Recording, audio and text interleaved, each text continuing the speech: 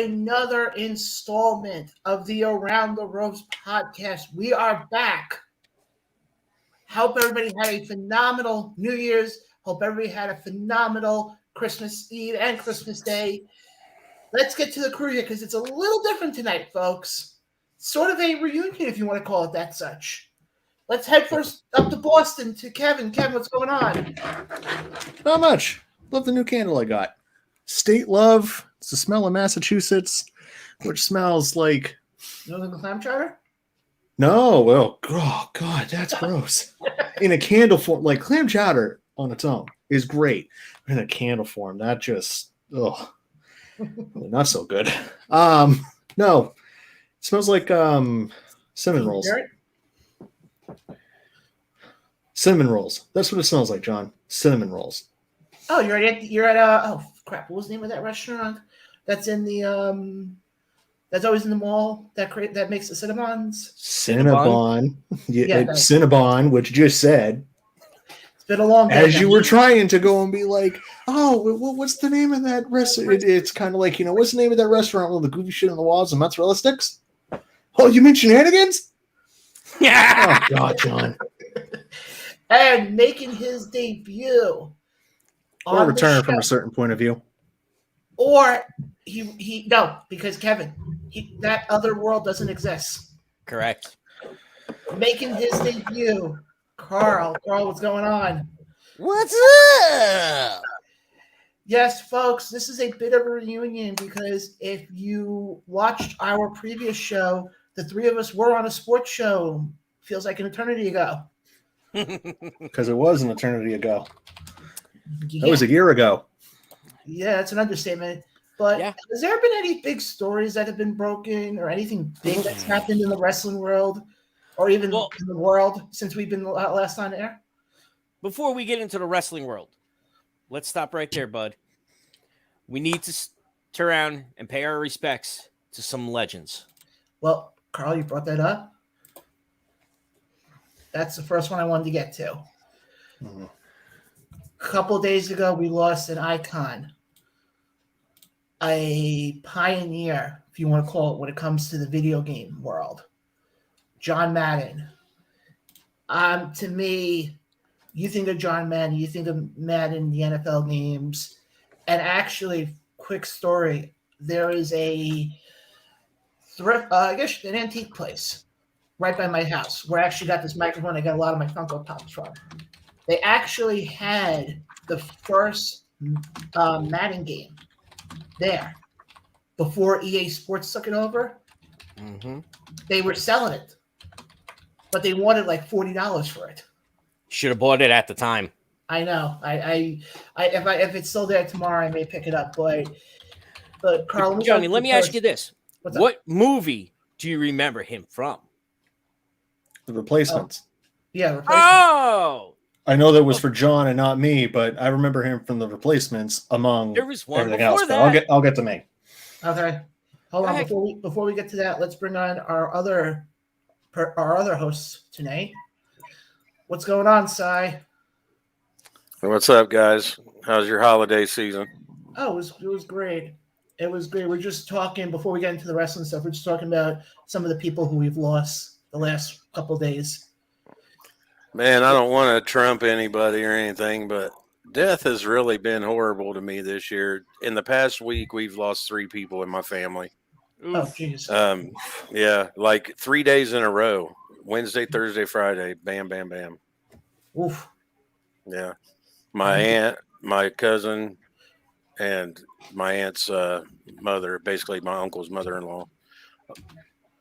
Oof. So, yeah, it's crazy. And then my mom passed away earlier this year. So that was horrible. And second only to my mom, Betty White passing away. I mean, holy shit. We're going to get into that, too. We're going to get to her in a second. But we're talking about John Madden. Oh, yeah, Madden. I'm going to say it. Greatest coach in the world. Oh, absolutely. Well, he's got the top winning percentage of all time. So, yep. So, Cy, I asked John this one, and maybe you can answer the question. What movie do you remember him from? John Madden? Yep.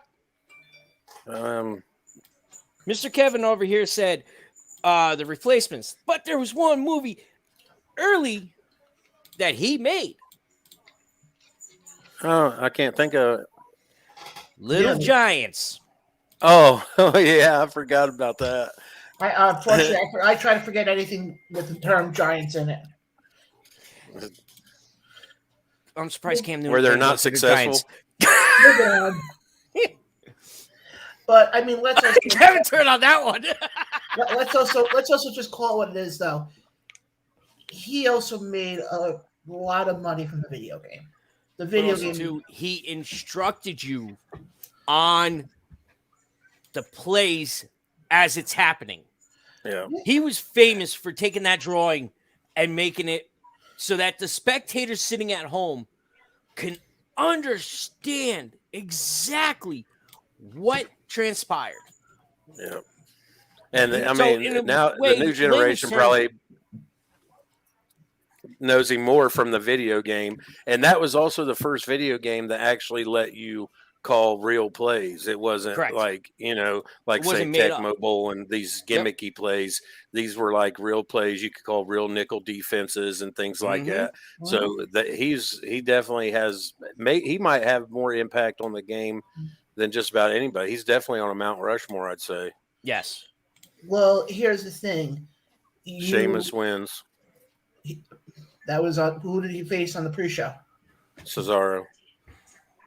Oh, Well, Cesaro, he went from title contender to jobber pretty damn quick, didn't he? oh Yeah. yeah. Both of them did. Yeah, they both. Well, at least with Sheamus, they keep him in some high-profile sort of status. Cesaro, it's like, okay, let's put him against, let's have him lose to Mansoor. Well, it was a triple threat with him and Ricochet and Cesaro, but Cesaro was the one that ate the pin. So Oh, okay. I wonder if that that's means, what's interesting there.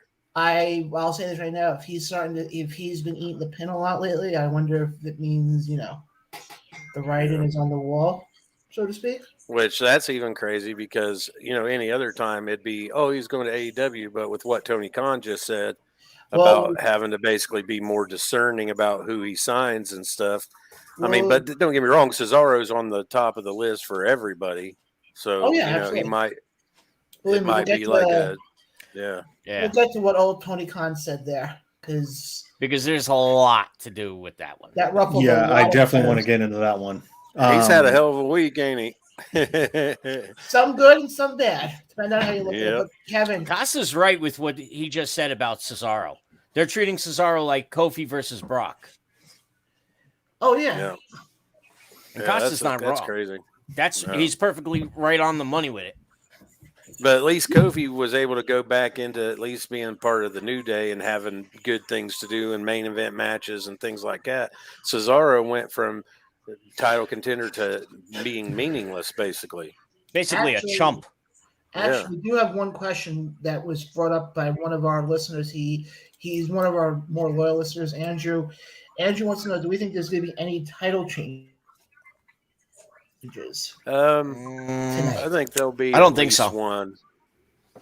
I'm not saying which one. Probably the Intercontinental. I'd probably say Sammy gets it. Who's he But- going against again? Well, It's Nakamura. Oh, okay. Nakamura. The only one it's possible, and that's only because of the fact that the main event changed. Man, that's I interesting could too. see that possibly, and that's a stretch. Now the only Because- question is, how did he get the COVID? Well, here's the other problem: is They've he been also- taking him off the shows and limiting like his contacts, so it had to be somebody within his tight circle because they've been purposely, like, Because putting he's Roman been worried off the about that. That's shows. why you really didn't see him all of last year. Yeah, Most of last year. and they took him off the house show circuit coming up too. So, I mean, Costa thinks and he's Seth gonna be tested bum. positive supposedly earlier this week, but he's still on the show. So I imagine it falls under one of them things where since he's been vaccinated and he has no symptoms, that they're Right. going ahead and letting him wrestle. But here's the thing.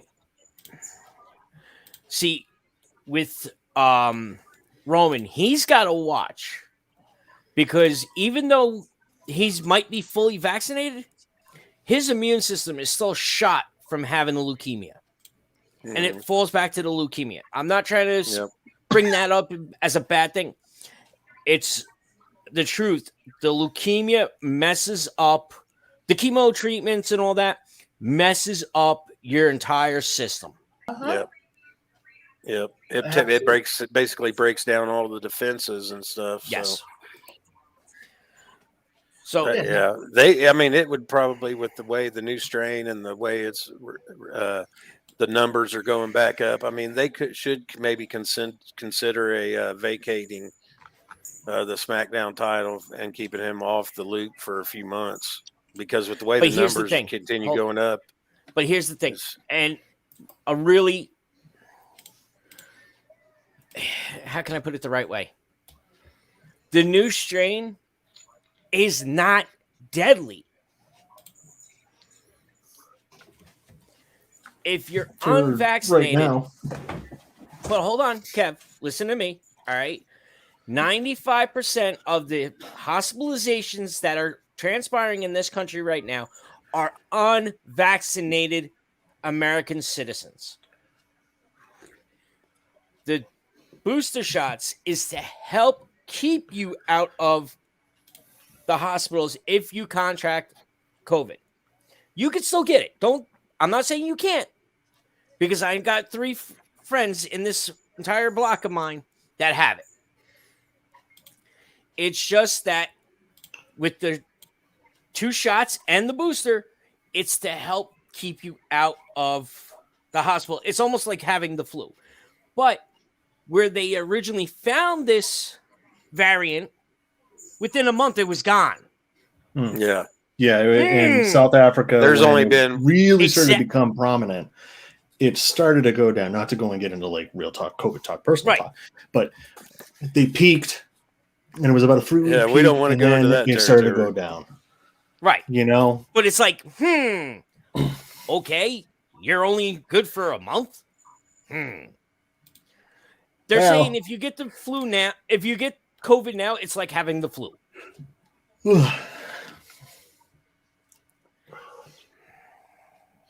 But here's the thing. I think it was kind of just like an exaggerated one in the first place, but it's definitely hit me. I mean, I my whole family has had it, and I was down for a good probably 8 to 10 Knock days. on wood. I mean, still haven't got my taste back completely yet. I mean, it's been months. So that's the one thing that's pissed me off about it, is I can't taste the good flavors, you know. I had a friend of mine, he got hit during the summer. He was Speedy Gonzalez. Now he's his cousin. Anybody know about this one? Damn, did they take it off? I don't know, Nick. We're gonna look into it, but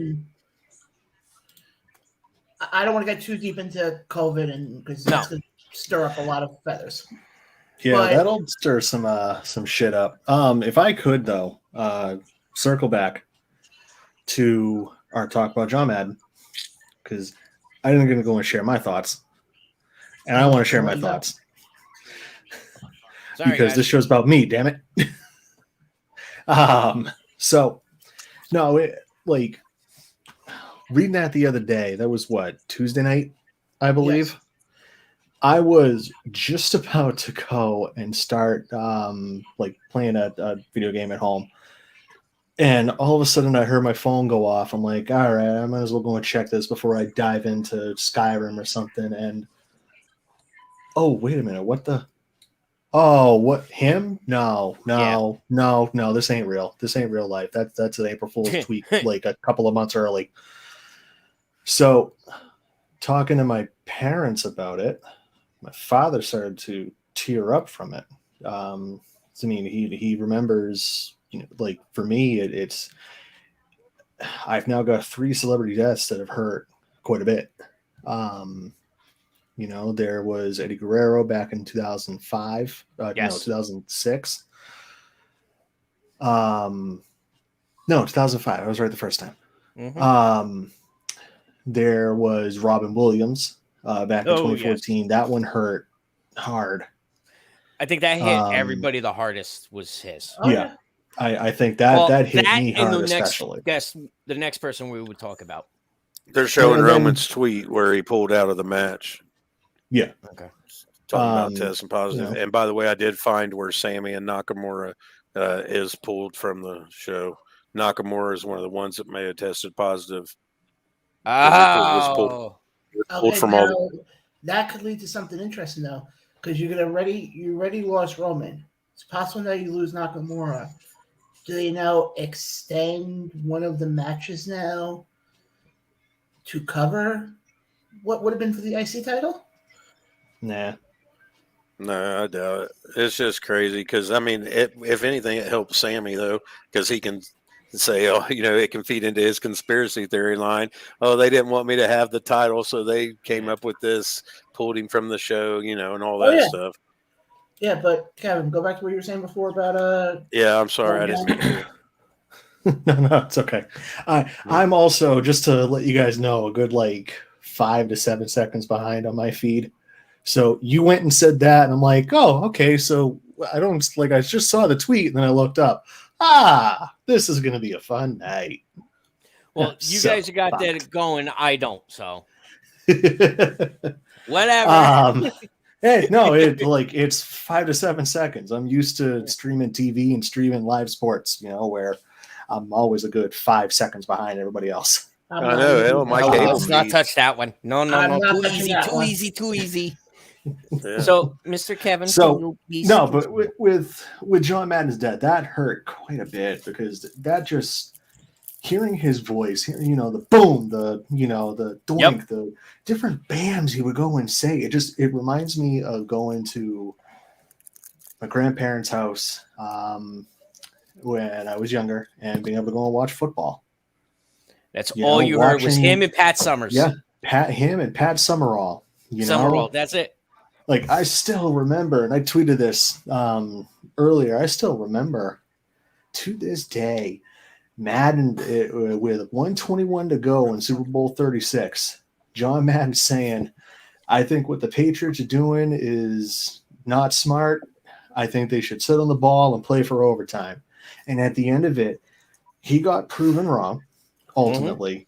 But he said it going, what Tom Brady just did gave me goosebumps. And then, of course, Adam Vinatieri kicks the game-winning field goal, and I'm now 5 minutes later out in the snow, my bare feet, setting off fireworks with my neighbors at 11:30 at night. Because that's why I heard fireworks all the time. No, I can't. no, you didn't hear fireworks on Long Island. You probably just woke yourself up with a fart. Yeah, I mean, and it sucks. We ain't on the game, the commentary on the game when you play it. How he used to, he got into it just as much with his recordings for his video game as he did the live air football game. So his passion to spread the game, to the masses is second to none. That was a thing that was said in the All Madden doc and the Football Life doc on John. Was he was a coach. He wasn't a broadcaster. On the All Madden thing, he's like, I didn't really want to be a broadcaster, but he kind of fell into it and became what he was. Well, but he's always a coach. Probably the best of all time. Let's just be honest. He's kind of the Jim Ross of football, if you ask me. Oh, yeah. Yes. Well, let's get quick. I don't think anybody can touch him. No. And on a quick thing, good old JR beat cancer. That's an awesome thing to go and hear. It was lovely to go and hear his voice after a couple of months. That was cool too. Off of AEW television. That was great. Putting him over and stuff. That was great. The pop he got Wednesday night when he came out was perfect. That was great. Fantastic. But we still got a couple minutes to go before the pay-per-view starts. Right now, they're all chit-chatting by the table right now. It's Peter Rosenberg, JBL, who was it? Booker T and two other people. All right, hang on. I'm pretty good with the names here, but we need to get off of Jables first. Oh, Booker T, JBL. Oh, all right. So that's Kayla, and that's that Kevin British dude. Do you know he was an actor as a young kid? JBL. Who was? JBL. He was in a movie. Nice. Only the Strong. Oh, This is that British dude that they got to go and replace Charlie Arnold. I think it's Or formerly Kevin Charlie something or Caruso. other. Yes. Fake Kevin. Let's get that Oh, straight. okay. Okay. Hmm. Real Kevin. Everybody else is fake. Supposedly he had a pre-existing relationship with a lot of he's Irish, I believe, right? Yes, Because he I is. think it was Becky Lynch and Sheamus and Drew and everybody was putting him over like they had a long-standing relationship with him. So All right, guys, let's get now to the other big death before the pay-per-view starts. And Oh. the, I mean, yeah, we can before the pay-per-view start talking about it, but we'll just free flow. yeah. Again, this Just is what, let it go. like I said, this is one of those shows where it's a watch along. We can't go and post this anywhere because we'll get screwed copyright wise. Well, know? yeah, So just We free can have flow. our show and still have the watch along. here's the thing, Kevin. We would be screwed if we were saying, "Oh yeah, folks, we're about to stream you our whatchamacallit, the pay-per-view itself," but we're not going to do that. our feed, But yeah, let's go into the death that I think shocked the whole world. Happened New Year's Eve, and all I'm going to say is we can all say thank you for being my friend. Thank you for being our friend. Our friend. I just fucked that up. Yeah. As usual, John. But yes, that should put her in the Hall of Fame. That appearance right there, they'll put her in the Hall of Fame next year at WrestleMania. Oh yeah, but folks, New Year's Eve we lost the beloved The Betty golden White, one. 3 weeks shy of her 100th birthday, and supposedly People Magazine. I heard this from my dad last night. Supposedly People Magazine printed out the cover to commemorate her 100th birthday. Mhm. Yeah, they were already planning to release a film in theaters on her birthday, showing her life and like a lot of her personal videos and pictures and interviews with a lot of people. So I bet they still do it just because that'd be kind of crappy of them to Well, I just take it wonder, off is it because of gonna that. be But is it going to be a whatchamacallit, a collector's item now for the People's Magazine? Might could be. be. But The Golden again, Girls her is my birthday mom's was favorite January show. So, yeah. 17th. The Yeah. only thing she ever did was age beautifully. Oh yeah. After Now- her third husband passed away, she had never remarried. But she was working almost every day of her life. Yeah. Oh, absolutely. By the way, I just have to make And this she's one- the only one Ryan Reynolds has said the girlfriend got away with. just got to say this one thing before we get further on with this Betty White thing. I have to thank everybody who's watching right now, because guys, we're right now at the most watching live that we've ever had before. Thanks. We're at Thank 20. you, guys. We're at 24 live. Let's keep that. Okay. Let's Where are keep you getting that on- number from? Yeah. On, don't worry about that. But John. Don't ever bring that up again. I won't. But yes, let me go to Kevin first on this one. Kevin, what were your thoughts when you heard about Betty White? All right, so I was at the store, and again, it was heard my phone go off. Okay, what's this one now? Yep. Oh, come on! I got my younger Worst way to brother. go out He's at like, 21. "What?" I'm like, "Betty White now is gone from this earth." He's going, "Yeah, what kind of week are we having?" I'm like, "Apparently a week from hell. That's what we're having." And it gets better. There's a show that I have listened to when I used to have Sirius XM. It's called the Covino and Rich Show. They were a Sirius XM show. Their contracts weren't renewed. They're now on Patreon, Covino and Rich. And their producer, Spot, is a massive Betty White fan and a massive Golden Girls fan. And they were doing their free Twitch live show on their Twitch. And they're about to end the show. And you hear Spot just go, "No!" They're like, "What?" He goes and shares it. And then the rest of them, Covino and both Rich, are just like, no, this can't be. No. So, like, everybody is just in a state of disbelief over her passing. And even tonight, I watched a TikTok of a guy that said, no, she's not dead. She went to heaven to go and scold God because God is the only one that she could scold. And okay, yeah, sure, I will do that. Like, God is afraid of Betty White. So. Wow. Okay. They're kicking off with Big E or the New Day against the Usos. Yes. For a second, I'm like going, wait, they're going to kick off with a fatal 5-way? All right. Let's just go through the comments quickly here. Cole 2K says, "Happy Saturday, Happy New Year's, boys. Happy New Year's to you too, Cole." What's up, Cole? Long time no talk. Nathan, thank you for watching anyways, buddy. We appreciate it. I wish I was able to go into the one right before that comment you just showed. Do you want us to get C&D'd? Do you want us to get C&D'd? Do you just want us off? Hey, you, Bafangaloots. What? Must be one of your family. Me? Yes, you. No. They wouldn't be that stupid. They're from Massachusetts, aren't they? They're your family.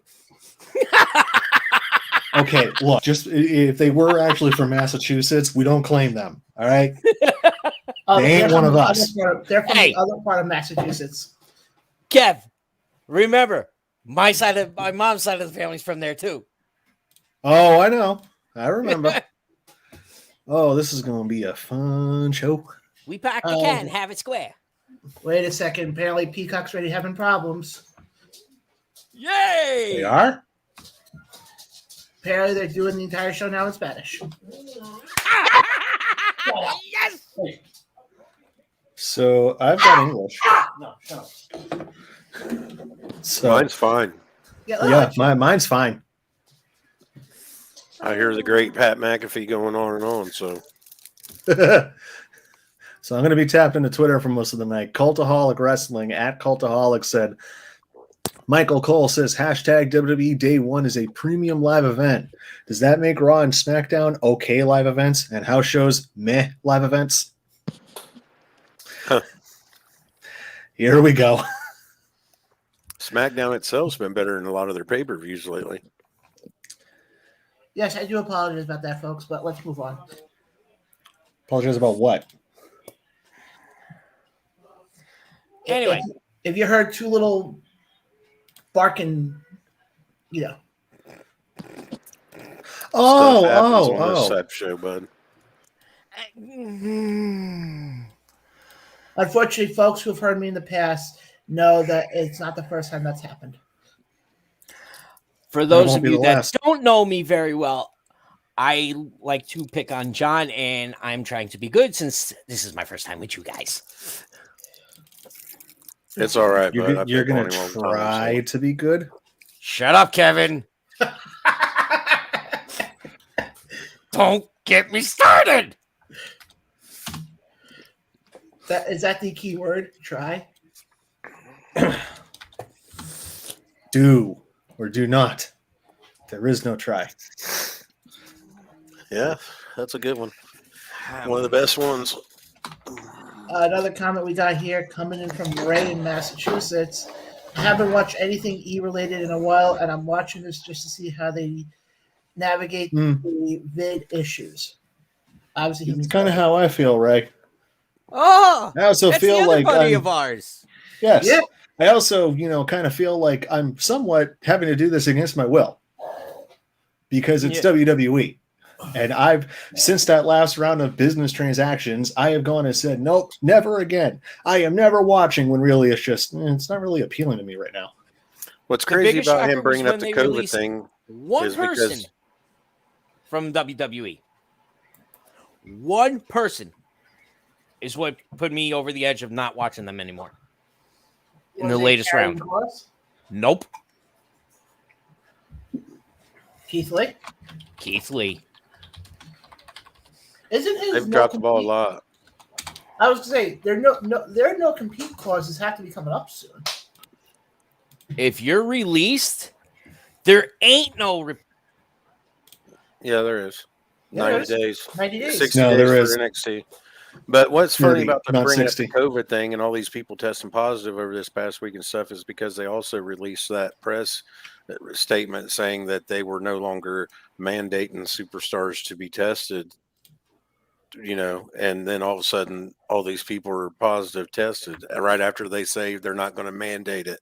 So WWF's definitely, so of course that sloppy shop statement has been resurfacing over the past week because There's only one person that is actually, well, I shouldn't say one person, one company, promotion, that has been on top of it since day one. And that's AEW. yeah. Yeah, and You have to be tested. Even to this day where they're having live events, you still must be tested.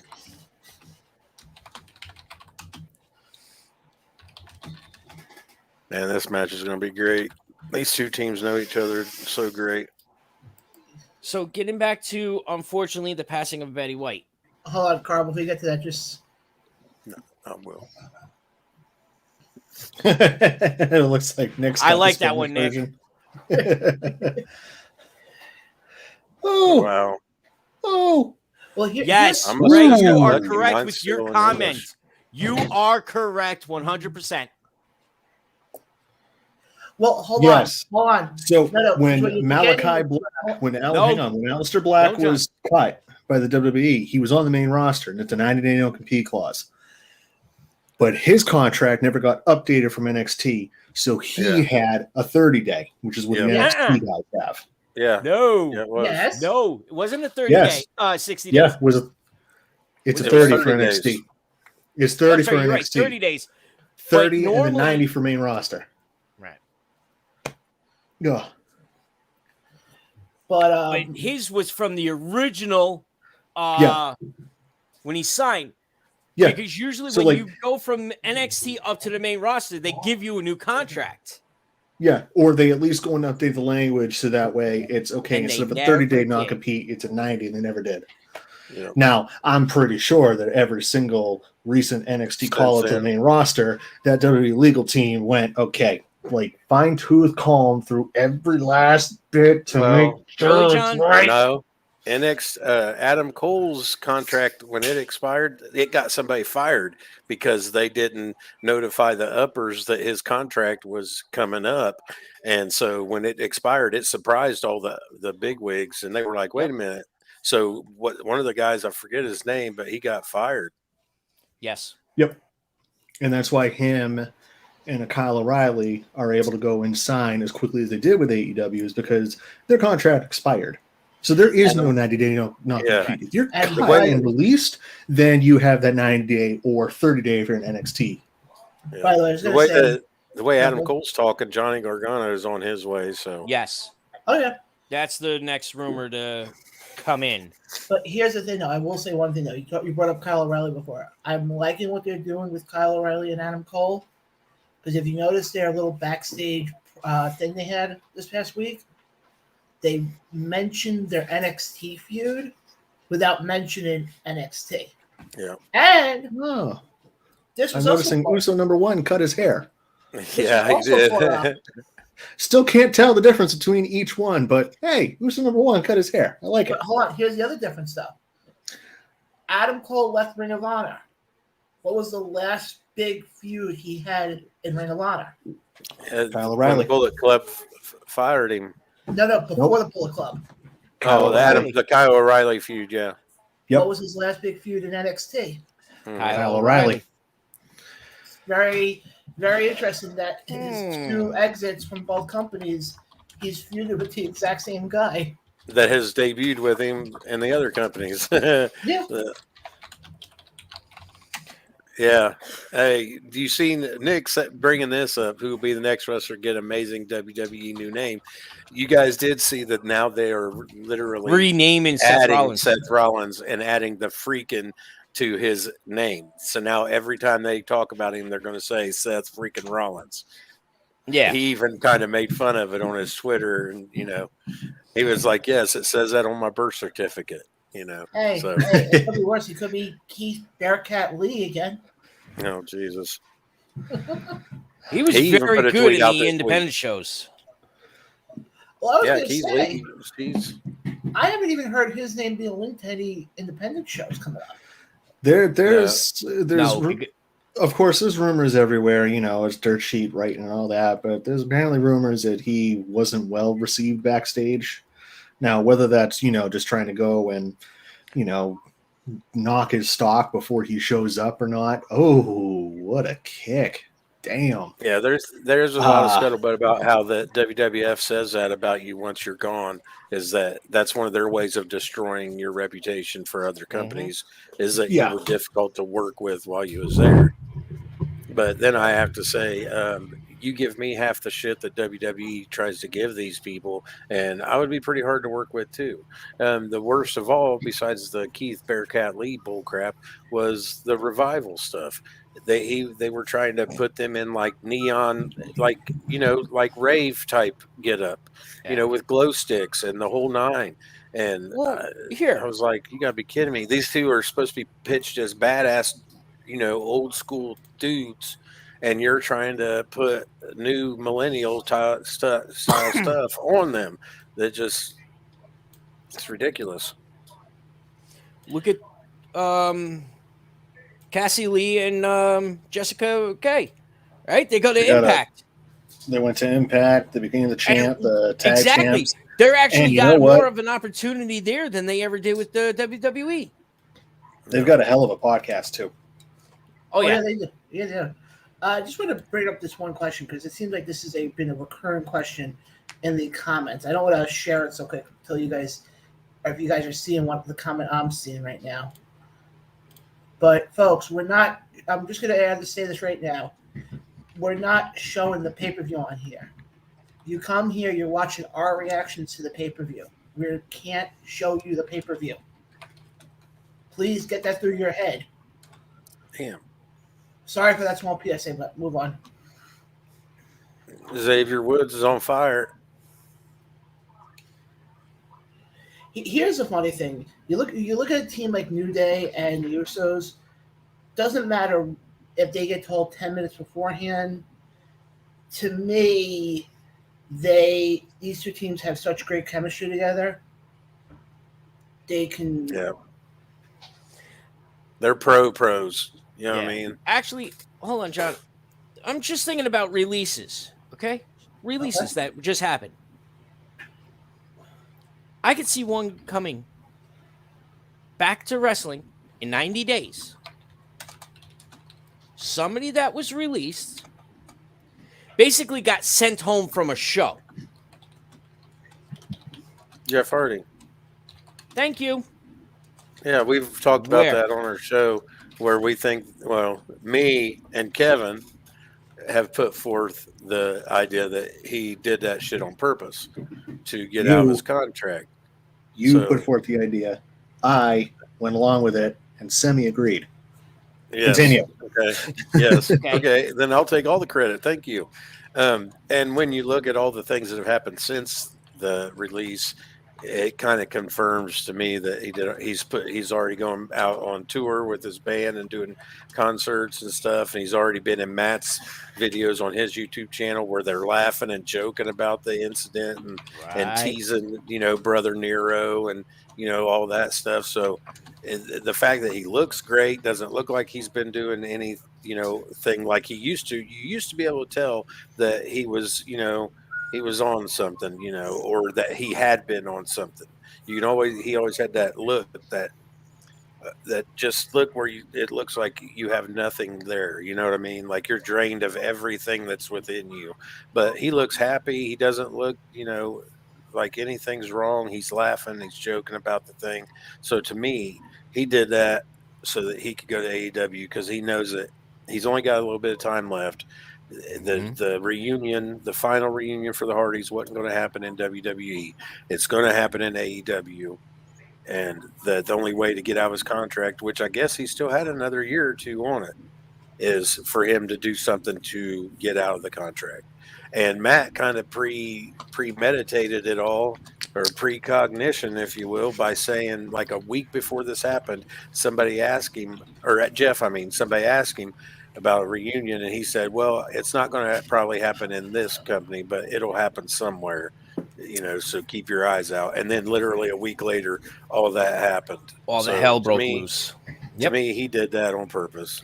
Exactly. Again, getting back to when you guys started. Unfortunately for me, I'm sorry, guys. I was catching bits and pieces here and there. Went through a rough period. I'm back to normal now. Well, somewhat normal. Shut up, Kevin. Shut up, John.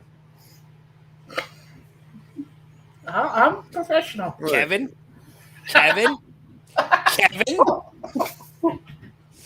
Did near you I love say- you like a brother. Did you just say somewhat normal? I love you like a brother, but don't you go there. Don't you go there on air.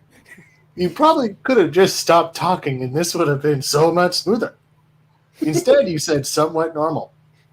I will never be normal, okay? That was kind of a box there by Kofi. Shut up, John. He didn't even hit him with that clothesline, and Uso still went down. That was, and the camera was right on it. That sucks. You usually don't see that type of. Yeah, I just saw that these again, guys. like 7 seconds behind. I just saw that, I like, say it's okay, he dude. barely touched his left shoulder with that one. Yeah, like he had to purposely like reach his hand down to at least make never. sure he made contact. Oh, big splash. Oh, Kofi kicks out. But getting back to, unfortunately, the untiming deaths that has transpired. Yes. You guys already talked about Jimmy Rave. Oh, we didn't No, get no, into that one yet. No, we haven't touched Jimmy Rave yet. Yeah. We got The one next more one that in we wanted the to talk non-wrestling about. world to get to, and then we'll. We have get- one last one before the wrestling world. Well, actually, And that's- we have one big one, and one that I know Kevin may want to talk about because it's from one of his teams. Oh, it's a brief, about Sam Jones, Celtics Yes. legend for years back in the 60s. His- Back when they dominated His with Bill teammate, Russell. one Yeah. teammate died a year ago. The other one died 13 months ago. Yeah. Yes. I mean, he was 88. It's like that's He the thing. lived a Is long a lot of life, these dude. people, they're Yes. ancient. They're Yeah, old. remember, that's our team. Yeah. No, the other one I want to get to from the non-wrestling world is it was this morning reported legendary NFL head coach Dan Reeves Yes. also passed away at the age of 77. Damn, Dan Reeves. Wow. Yeah. Yeah, it's really But sucked. nobody's more Best coach to never popular win a than- championship. What's that? I said it has to be the best coach that never won a championship. Yeah. Or at least in the talk of that, because all those great Bronco teams he had, and it took Mike Shanahan was the one that took them to their Super Bowl titles. So, I mean, that's. See, you know what's funny? Almost, you look at somebody like Dan Reeves, side off of what you just said, which actually is the same way you can almost describe the new Mets manager, Walter. And in the sense of he was the one who built that team up in Denver and wasn't able to get them to the, He wasn't able to get them to the promised land. Who was the manager for the Diamondbacks when they won theirs? What I thought it was Buck. Who was? All right, hang on.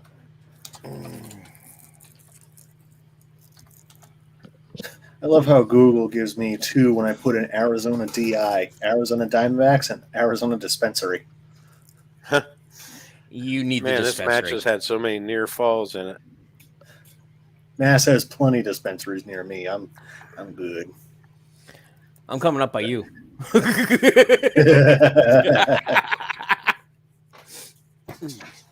All right. Go there, John. 2001 World Series. Oh, it could have been Bob Brindley. Your dad sounds very familiar.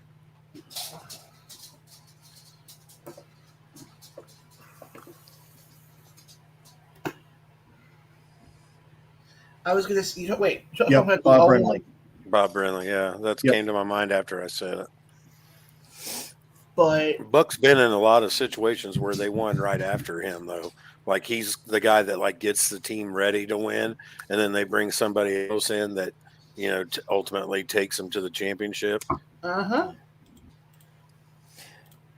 making which doesn't take away from the fact that he's a good manager, obviously. Oh yeah, absolutely. Kind of like how Mark Jackson got Golden State, in prime position to win all them championships. Oh, and then he gets fired, and Steve Kerr comes in, and magically the team wins. The title. Oh yeah. Mark Jackson got that team pretty close a couple years in a row, so they were going to win it eventually, even with Mark Jackson. So real quick, Buck Showalter was the general manager of the Yankees, Diamondbacks, Rangers, and the Orioles. Yes. Before taking over as the Mets. Yes. Yeah. So the Mets are going to suck this year. Sorry, John. It's going to be over. So, Double splash. Usos. Nope. Xavier saves it. I gotta say one thing. This tag match right now that we're seeing to open this card is fantastic. Yes. Yeah. This is, and it's funny. I thought this was over. This double splash.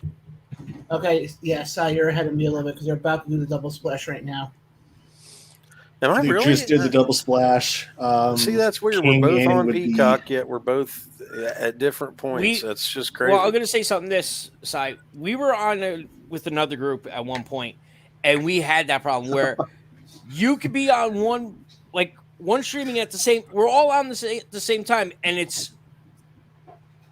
I'm on 13 seconds ahead or 13 seconds behind. Yeah, that's crazy. Yeah, especially with the live cable, I would still be that way watching a live cable show. Right, I'm shut behind up. somebody that's on the same cable network and everything, and somehow we're on different times. But here's the funny part. This right now is WWE's way of opening up with Detroit Rock. This is Detroit Rock City. Exactly. So I really hope that whatever the main event's going to be is rock and roll all night. So, Usos tell you what, win. though, Sammy coming out later on saying I was supposed to have a match for the IC title, but it's a goddamn conspiracy against me. That's going to be Beth. Man, you know what? I'm looking at the crowd, and it looks like the Usos are more over than the New Day. The crowd is actually going crazy for the Usos' victory. You said victory as the three went down. Did you Damn. see No. Like that was perfectly timed by you. As you said victory, I got the three. I'm like, oh damn. what, John? Hold on. What's up? You were going to say something? Oh, did you notice the finishing move the Usos did? Yeah, it was the double like flapjack. Or, as other people may know it, as the 3D. Oh, yeah. Wow, yeah, he's even saying it. Pat's saying it now, even. That was the 3D right there. Yeah. Is that homage to Bully Ray? It's possible. Because I just saw it, and I just saw it. Because Ray just said it in the comment. He goes 3D and the Uso win. Yeah, because 3D. But I'm just trying to see something here. They're showing the replay right now. Whoa. All right. Where's Bully? But here's the thing, though. Here's the thing. Bully's not going to say something about it for one reason. The Uso, the new, who was it, Kofi? Who hit the pin? Kofi on that one? Yeah. Yeah, Kofi took the He didn't pin. kick out. No, I'm not saying that like Bully's gonna have like oh my god, what the hell are they using my move for? I'm wanting Bully to go and tweet out going, there you go. That's how you do it. Exactly. Oh, I'm sure he will. He'll tweet something. But PW Insider is saying in their tweet, because they do during these shows an ongoing Oh, yeah, I forgot. review of it. Usos and New Day gift us with the first. Oh wait, it's in all caps. Hang on. Usos and New Day gift us with the first great WWE bout of the year. I hate people that use all caps locks. There used to be a Twitter account that was called Caps Lock Police that would scour Twitter for those using caps lock too much and tweet at them saying you're going to Twitter jail for using caps lock too much. I would know. I got begged by them once. Told him to go eat a dick and Okay. turn around. Man, people are really all over what Tony Khan said. We didn't discuss it about the big We school. are not gonna yet. get into that one. Getting there. We'll get there, believe me. That's just crazy. John, do you want to All get he said into was the she's not wrestling good, which deaths she now? wasn't. Well, let's get to the two wrestling. I can't even talk right now. Let's get to the two wrestling deaths. Can't talk now? Stop stuffing your face. I'm eating. You're not supposed to be eating on air. Anyway. It's a Okay. watch along. We're Okay, allowed Tommy to eat. Dreamer. And you know what? This isn't like, we don't have, big time sponsors yet saying like, hey, you can't be eating on air. Yeah, don't Even drink then, this. I'd be going, I'm Oops, eating your let me product. turn my Fluffy. You want me to not eat it? Hey. I'm paying homage to Tommy Dreamer. I'm eating peanut butter. At least you kept your shirt on. That's a picture I don't want to freaking see in my head anymore. Wow. Jesus Christ. Ah, bad. Moving on. Now everybody has the image of me without my shirt on. Thank you, Carl. Yes. And it has begun. Let's get to the other.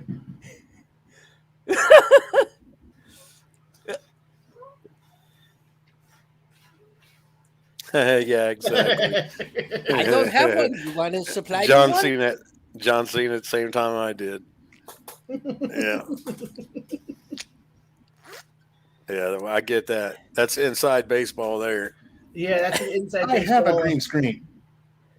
It's Well, I green, sort of have a no. and it's a screen. I have a wall behind me. Duh. Look, Big E's going to say, because Oh, he's been that's his dreaming name. about getting in the ring with Brock for a while. So, Oh, Fake Kevin Patrick. That's his name. yeah, Kevin Twin's Patrick. on. Huh? Never mind. No. What'd you say? Ah. I said your Kevin twin is on. That's offensive. That what? Is this going to be the No. first time Brock and Big E have been in the ring together? Yes. Yes. Single- No. Oh, Royal Rumble when Brock entered at number 1. that's The right. year that And, Drew threw him out. Drew kicked him out of the ring. Yeah, that was the year that not only did Drew throw him out of the ring, but that was also the year that Edge came back. Yeah. I knew why cried. Ray was such a great guy.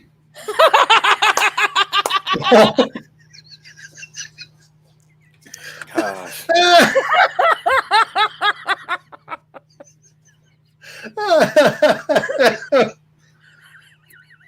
Damn, it's Migos.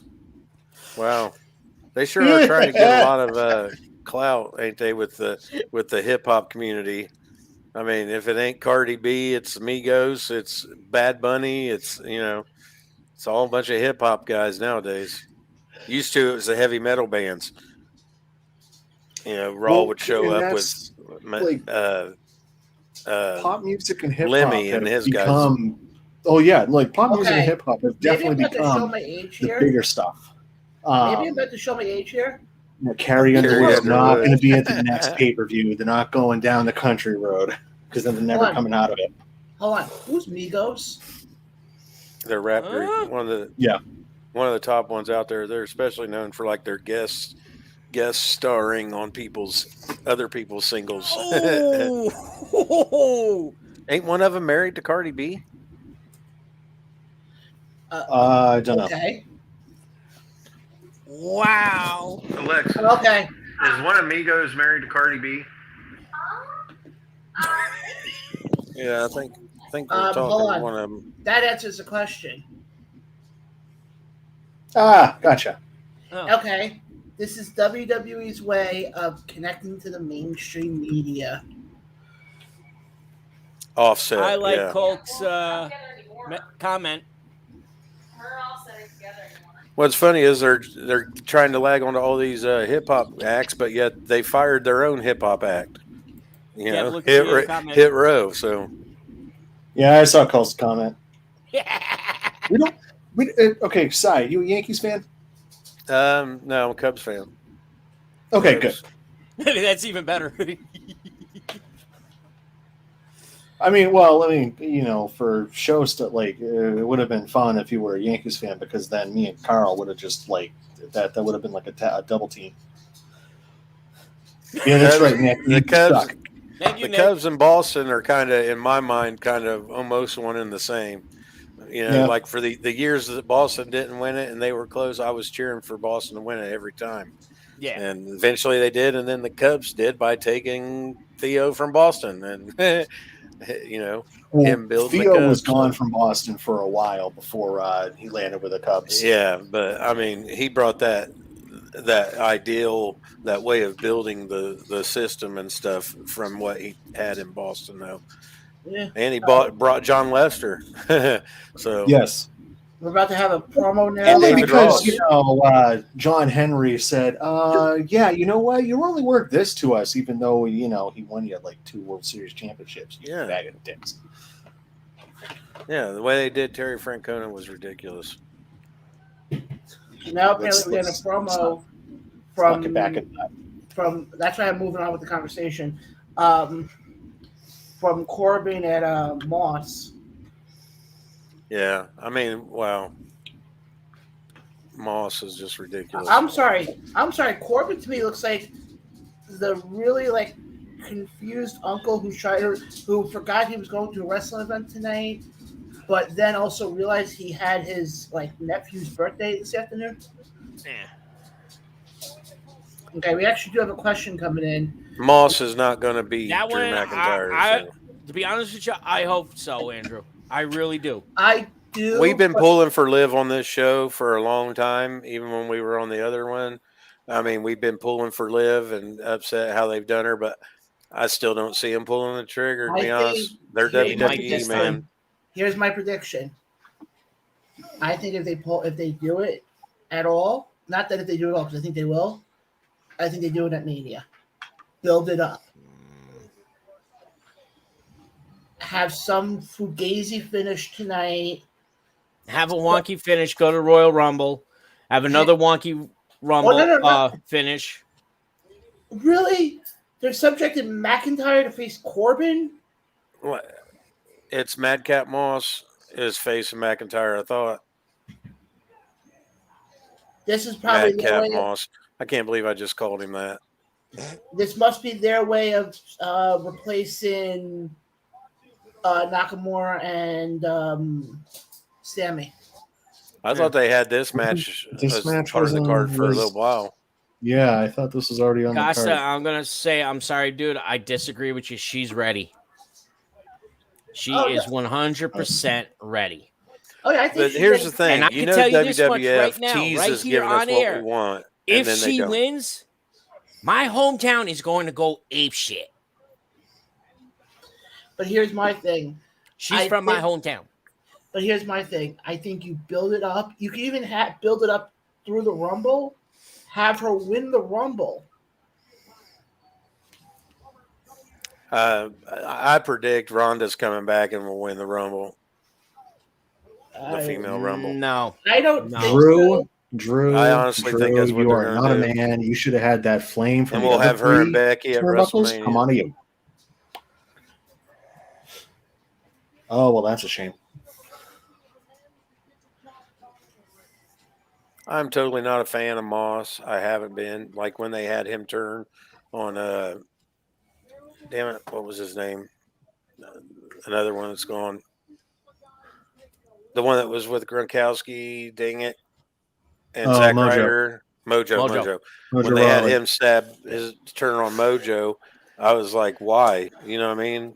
Why even do that? They had him off of TV like 2 weeks later, and then now he's back as a sidekick with the Corbin. I'm not a fan of Moss at all. He has no personality. You know what I mean? As far as his character goes, nothing jumps off the screen for me. By the way, you mentioned before Mojo. Want to send a congratulations out to the newly married couple of Matt Cardona and Chelsea Green. Yeah. He got married, yeah. Yeah, last night. Yep. And by the So- way, I left. No, go ahead, Carl. I feel like they're both in for a big 2022. Both of those, Matt and his wife. Oh I yeah. think she might end up making a run at like maybe the Impact title, the women's title or whatever. And he's right now already in the main event for the Impact title. So Oh yeah, that's next week.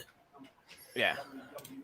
he has definitely, since he's left WWE, his stock has risen probably as much as anybody's has. Here's the funny part now. I think I agree. I think I can see her going after the Impact. I think with Cardona, I think he's either going for the Impact title or, and I mentioned this a couple weeks ago when we had Dr. Robert Stinson on. I see him making a run at the NWA title. 10 Charlotte. 10 pounds of gold. Exactly. But John, They need to pick up a few of the people that have left WWE, and now that Ring of Honor's contracts are up, some of them guys. That way, there's a full. They because they had a lot of momentum before COVID hit. The NWA did with their YouTube show and stuff, and then all of a sudden COVID hit, and of course they But now they're trying to get momentum again. If they could get a couple of big signings that are falling out from WWE or Ring of Honor, they could be a legitimate big time player in the future. Oh yeah. I love them because of the tradition. I'm an old school guy. I'm an old guy. So I come from that generation where you had a big three, WWF, AWA, NWA. And then you had world class knocking at the door as a big fourth, big Right. company. But now, it went to, there was only one, WWE. And now you've got, it's starting to get back and to Billy like Corgan's the old bringing back territory the old days almost. traditional Southern tradition of Studio pro show. wrestling. Yeah. Not sports entertainment. Pro wrestling in the NWA. That's why I like Dan Lambert. Some people hate him because he runs his, but he's playing an old school heel, and he's playing it great. To be honest with you, he's as good on the mic as anybody in the AEW right now. To be honest, Here's the funny part. I just want to go to the match for a second. This match to me right now between McIntyre and Moss is coming off to me like a match that could have just waited till Monday Night Raw. yeah, It's a filler spot. or the pre-show, but they wasn't going to relegate Drew to a pre-show. They had to, and as somebody said put him before, on the main show. a bathroom match. Yeah, that was next. Because does anybody actually think that Moss is going to win this match at all? No. And the only time you want to stick around and watch actually a full match and stuff is if, number one, they're between technically great wrestlers, which these two are not technically great, or two, if you think that there'll be a surprise winner. And this match does not have any of those things. Here's what's said though with McIntyre. Last year, McIntyre at Mania was in the main event with Brock. And to open up 2022, he's in a match with Moss, the second match of the card on the first pay-per-view of the year. They could have just easily had this as the bathroom break match before the main event, like how they usually try to do the women's matches as the one right before the main event because they think nobody's going to watch it, Let's just go through some of the other comments while we're sitting here. Hi, Raphael. How you doing tonight? I do want to go back to one other comment. Oh, hold on. Exactly, Nick. Okay, nope, not the one I want to go for. Oh, no one. There we go. Costa, how far back is your? He's way back. He's just now talking about Migos. Wow, you're all wow. Oh boy. All right, John. Yes, Carl. Let's quickly get into the two unfortunate deaths of independent wrestlers. You want to take it away because I don't really know a lot about. The only one I remember the most was Jimmy Rave. Mm-hmm. Will you stop eating on air, Tommy Dreamer? Yeah, Jimmy Rave. He was big time independent star. I mean, he's been around for a long time, and all the wrestlers love him. Right. He actually was part of WWE at one point. But he got MRSA severe in the legs. And because of that, they actually had to amputate his legs. Yeah, that's what happened to him. That's where the downfall started to go. But unfortunately, the the wrestling world sadly lost him right before Christmas. Yeah, he had a triple amputation. And correct. Oh, where was it? So because of the way they are their night, they're considered dirty and they're not well maintained. And that's why he had both his if you ever saw him wrestle or actually at a show, he was Okay. Oh, what do you call it? are you Carl? Are you referring to Kirk White? I think that might be the second Carl, one. Yes. Carl, you there? You were choppy. Yeah, we missed a lot of what you said, actually. Well, it was like you were doing your normal movements, and it probably looked fine for you, but for the three of us, we were watching you go. Yeah. Okay. Oops. Domo arigato, Mr. Roboto.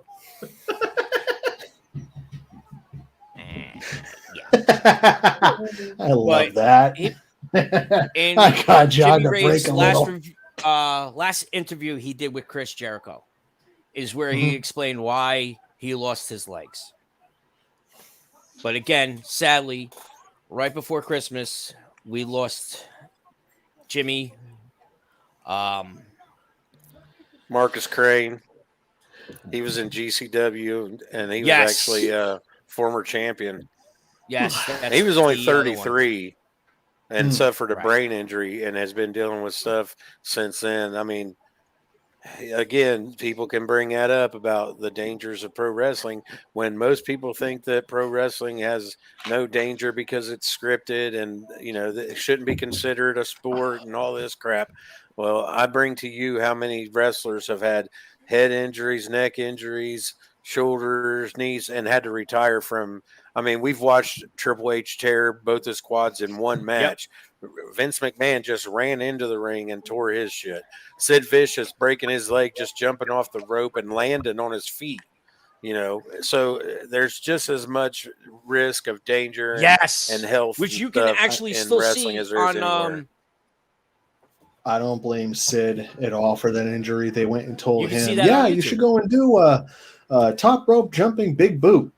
No, I shouldn't. I'm 6'8", 300 pounds, and that he told him he didn't want to from do that it. tall is not something I should do. No, it'll totally work. It'll totally work. And then that's when you get the. It was at this moment. Speaking of big boot, Drew McIntyre setting up for the Claymore. Yeah, he's headstanding for me right now. But they say he basically just did the Terminator thing. Oh, there it is.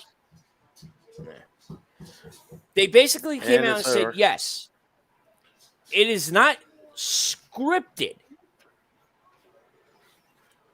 but the moves are what sells and are on the fly. So, yes, you will get injured. Yeah. I just hate it. People try to have always, like, even when I was a kid, my stepdad, he would always tease me for being a wrestling fan. And I'd get bullied at school for being a wrestling fan. Oh, that's fake. And, that. But like Nick just said in the comments, when people say wrestling's fake, I tell them so is the Avengers. But people still love that shit. So, exactly. what's the difference? It's called suspension of belief. You do it when you watch a movie, a TV show, when you read a book. Just hell, when you listen to a song, you're suspending your belief because songs are even ridiculous, a lot of times, the content of the songs. So if you can't suspend your belief and in order to enjoy something, then there's something wrong with you. If you are the truth, you're saying the truth.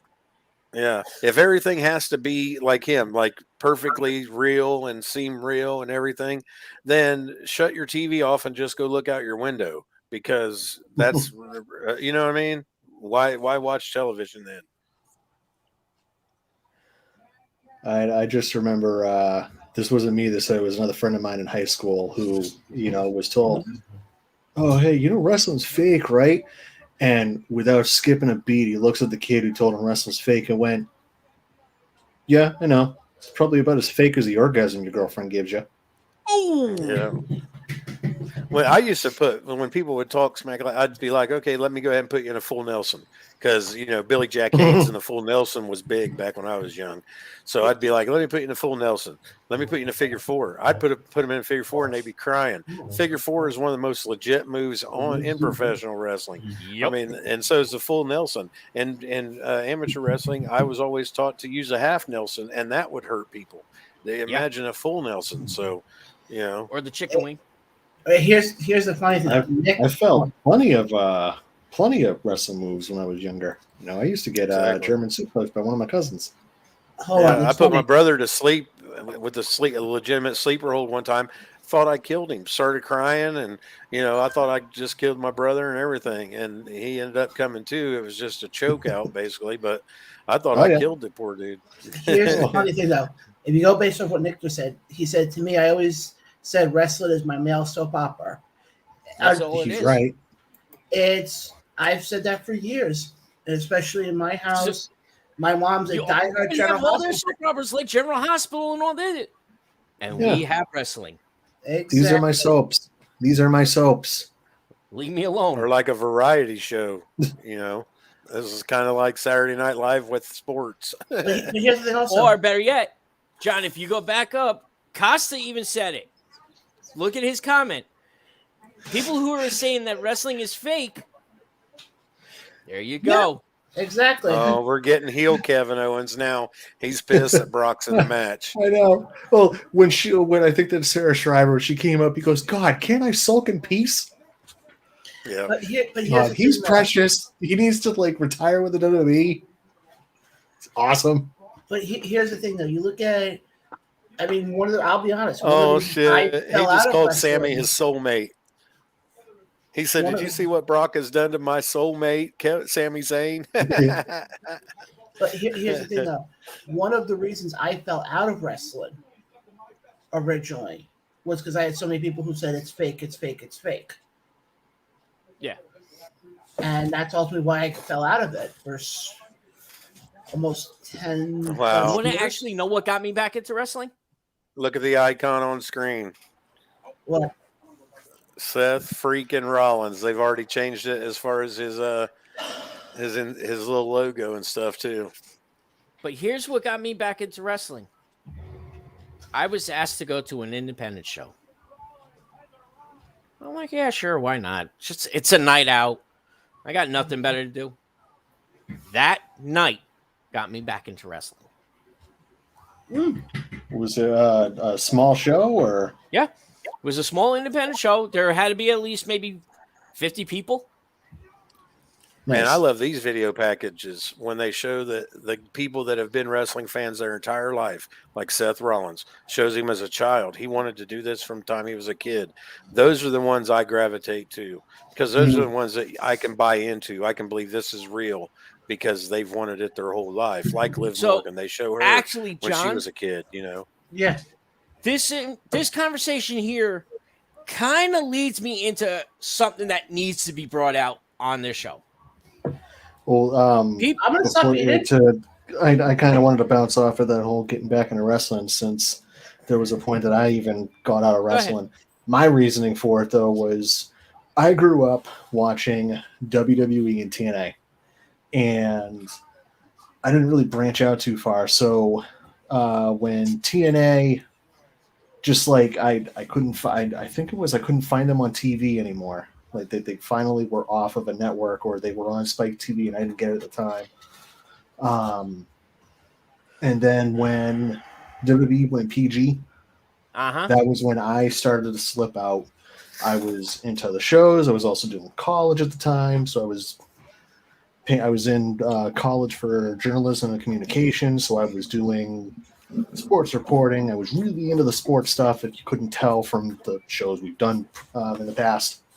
In both the past life and this one. And I got out of it, and then all of a sudden, I had a friend of mine on the Tuesday following Monday Night Raw in June of 2011 go, dude, did you see Raw last night? No. What happened? Dude, go onto YouTube and go and search this out. Dude, like something. You got to watch this. And he went and said, hey, hang on, I found this. He told me to go to YouTube and search CM Punk John Cena Raw. And I watched the pipe bomb. The pipe bomb. And that got me back. CM Punk's pipe bomb got me back. Watching Money in the Bank got me back. And then he also was like, and dude, you should really like watch this product. And that's when he showed me Ring of Honor and New Japan and some of these other products that were out there. And that's when I branched into, oh, there's more than just WWE. Cool. Now, I'm going to admit this right here on air. One of my best friends is from WCW. Mr. Crowbar. He's trying to get back in, I hear. Well, it's not that he's trying to get back in. He's just rejuvenating himself. But Well, I guess the Blue Meanie appearing on AEW has kind of lit a fire where he wants to have one last match and he wants it in AEW. yes. Salanava was on our TV screen. But We've From got Street NWA. Profits coming up against damn it. Well, yeah, hang yeah, on. Let me so- get the name. Let me get the name right RK here. Bro. Crowbar was one of the guys I used to watch with WCW. I was at a WCW taping down in Orlando. However, when WWE bought out WCW, Crowbar went over to them for a good cup of coffee Yeah. and then was let go. During the invasion thing, yeah. Correct. But he is one of my best friends. I could talk to him about wrestling or anything else. I'm going to give a little plug here for him. I wasn't paid for this. I'm doing this on my own. He actually owns his own rehabilitation center. It's called Raising the Bar here in Rutherford, New Jersey. Anybody that is listening in the New York, New Jersey area, give him a try. He treats you like family, not as a patient. Yeah. And I gotta say, I always liked I when wasn't he paid was to do involved that. with This is David on me. Flair. The angle with him, David Flair, and Daphne when they was all kind of God nuts when bless David her Flair was soul. even acting I kind of have crazy on my stuff. I like phone that. the last conversation I had with her on Skype. I am not getting rid of it. Yeah, that's crazy. She was. We talked about her coming back up here to Jersey. Well, supposedly she had been trying to reach out and trying to get back in to basically give her something to look forward to in her life. You know what I mean? A reason to live, a reason to get out of bed every day. And she kept getting, I guess, turned down. So that's part of why her mental health kept deteriorating because she was never really appreciated for what she brought to the business. No. I mean, she was kind of the first. She was basically Allie before Allie was. She played the psycho nutcase, Correct. chick. Well, First she took and over better for than where any of Luna was. Well, yeah, Luna, but she's in a class by herself. Right. But as I was saying before, John, this leads into something that happened last month, and it's got to be brought out. Yeah, absolutely. I know exactly what you're talking about. Guys, there was a independent show down in Texas last month, and a wrestler went out of character and cut the shit out of the referee. Yeah, we've talked about that, Hannibal. When we was going to do the Nikita interview, I was going to try to ask him about it because he does a lot of interviews with Hannibal. I was going to say we so I actually was wanting to get have his. we actually Well, I had mean, we could bring it up again when he's here, but dude, this destroyed me as a fan. But now I he's felt still bad playing for it all the off. fans that were here at that show. Yeah, he's still playing it off, still trying to act like it's part of the show and like it's a work. That referee and, is all that not stuff. playing it off. He's the only He one actually has a acting GoFundMe like to it's help. part of the show still. Like everybody else has went ahead, even the owner of the company, everybody has went ahead and came out and spoke out against it, except he's oblivious to it. And so are his, everybody's got their own little cult following of fans, and his are kind of like a cult because they haven't held him accountable for any of it. They've bought into the whole narrative that it was supposed to be, which, hey, in the old days, it could have been passed and been pushed under the rug. But nowadays, with internet, social media, and so many different ways for true information to get out, there's no way that can be swept under the rug. Like, I guess even Kevin Sullivan was trying to even say, kayfabe, call the cops. How can you fucking kayfabe call the cops? Yeah, You either call the cops or you don't call the cops. Of what happened. I mean, he was taking that I'm spike. watching that video now. He's got like 10, 12 different gashes where he was trying to take blood out of his head. He was cut in the artery of his head. Yeah, his artery that runs through your freaking head, which is your main artery, and he cut it. And the guy could have died. I mean,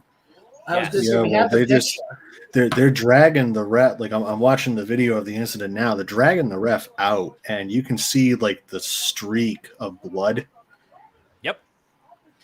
I mean, it's one of the most violent things. What's that? We have the picture.